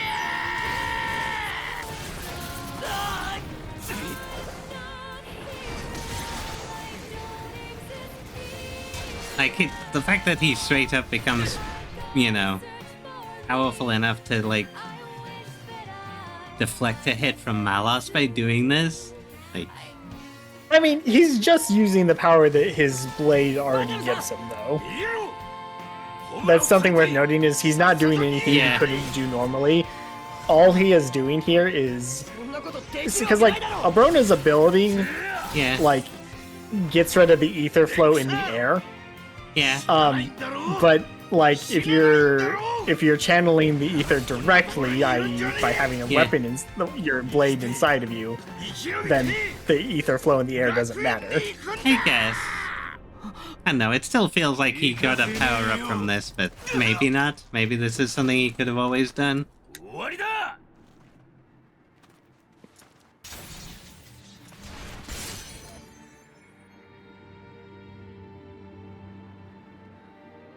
いいかレックス、お前の戦を戦え。 Gotta fight your war.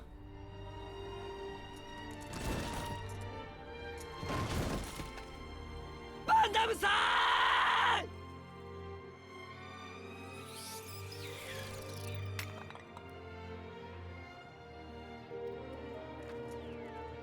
ーやれやれとんだ茶番だ。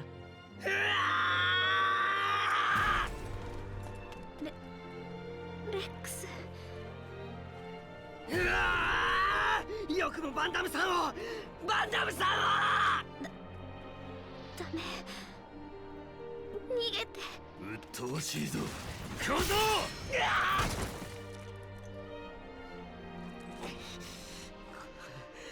こんなところで。レックス。兄貴。こんなところで。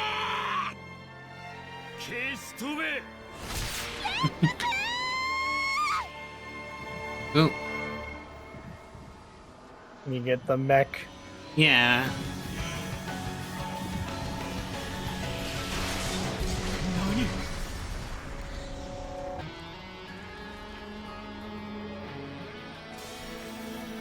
Do you have any thoughts on what the deal with the mech is, by the way? I mean, I assume that's just like another part of her, another true form. I mean, I believe that's, you know, perhaps her true form when the two of them are combined. Okay. Interesting. Because to me, it Well- very much feels like Pyra is a part of Mithra that she's deliberately separated as, like, you know, Mithra is a very cold character. I mean, I wouldn't say very cold, but she's colder than Pyra, who's a lot warmer. You know, and I believe like Pyra is a representation of Mithra's warmth that she's separated from herself, and when the two parts come together, you know, unlocks her mech form. I think it is worth noting Yeah. that because you've already seen this, start of chapter 4 shows us Mithra riding in the mech. I mean, that doesn't change anything. 私はホムラじゃない。 Oh, okay. 私は光。 I mean, it's more like a shell that she can put herself in when she has full control of her faculties. But like, it's part of her true form, I would say. Okay. No, I just wanted to make sure you were taking that into account with this hashtag game theory here. Yeah. My game theory is Pyra is Sans. 力がまるで役に立たない。 That's believable. あれだけの力を。 I mean, well, no, it'd have to be Mithra, because Mithra's the one who can dodge. Okay. Pyra can be Papyrus. I mean, you know, Pyra. Papyrus. Yeah. Yeah. Papyra. 行くわよ。 Papyrus. Mm-hmm. Yep. It's all coming together. Papyrus. これは。 Oh, and here we go. 因果律予測。 We unlock the ability of the Monado. 未来に起こる出来事を視覚化してるの。彼らの動き。 That's not even what this is, but yeah. I mean, there's a lot of people who, like, say that, though. Like, a lot of people, when they first get seen, it's like, oh, it's like the Monado ability. It's like, kind of, but not really. I mean, it is, like, the way that the Monado ability is presented in the first scene where Shulk uses it is almost identical to this. I think I can see why like people would read it as being the same ability. Obviously, the Monado has a bunch of silly nebulous powers, like the ability for Shulk to go, oh, this gubbins I found on the floor in 6 months. One guy will want this gubbins. Yeah. I mean, yeah, like the Monado foresight ability is more about like premonitions and Yeah. directly seeing the future, and you get the ability to change it. Whereas this is more of a form of like precog. I mean, precog and premonitions are very similar, but I would say I get what you mean. Like by having it be oh, that's yeah. By having it be a premonition, whereas I wouldn't call this precog. Like the way it's presented is much more like you're reading what their movements are gonna be, which I guess you could see as precog, but I see it more as just a battle skill, like the standard I can see what you're about to do next kind of thing. I'm using the term precog in the way that like power scalers use it. Okay. Which, they use it for this very specific type of ability. See, I think a precog is in the Minority Report film, where it is essentially just premonition. Yeah.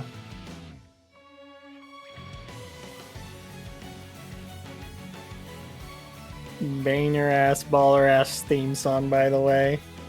Mm-hmm. Oh yeah, this is our first overkill.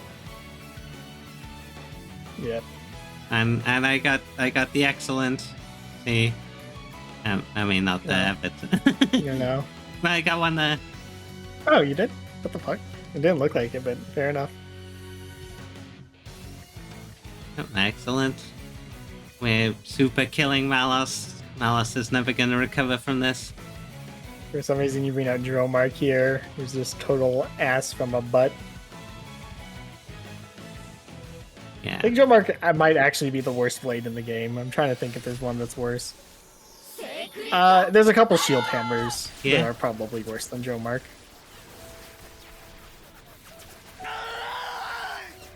See, this is how you do a fight, and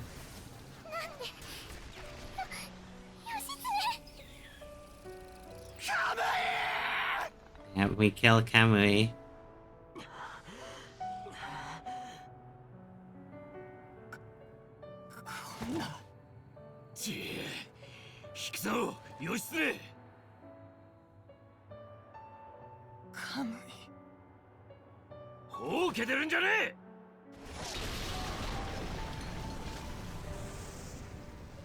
And off they go into the sunset.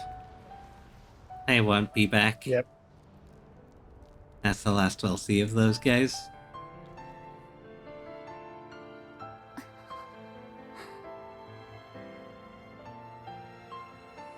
Bandam-san.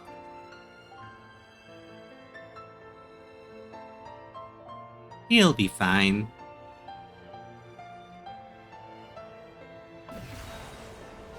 Damn.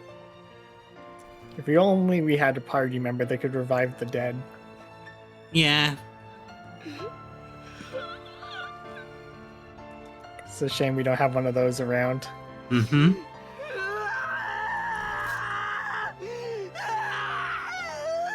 All we have is Discount Creel. And Tora. I mean, maybe Poppy's got a defibrillator mode. Yep.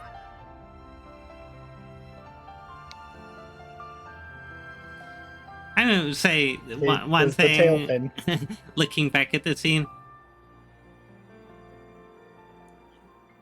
it is lucky because the very first scene we see of the Titan, it dives underwater. It dives under the Cloud Sea.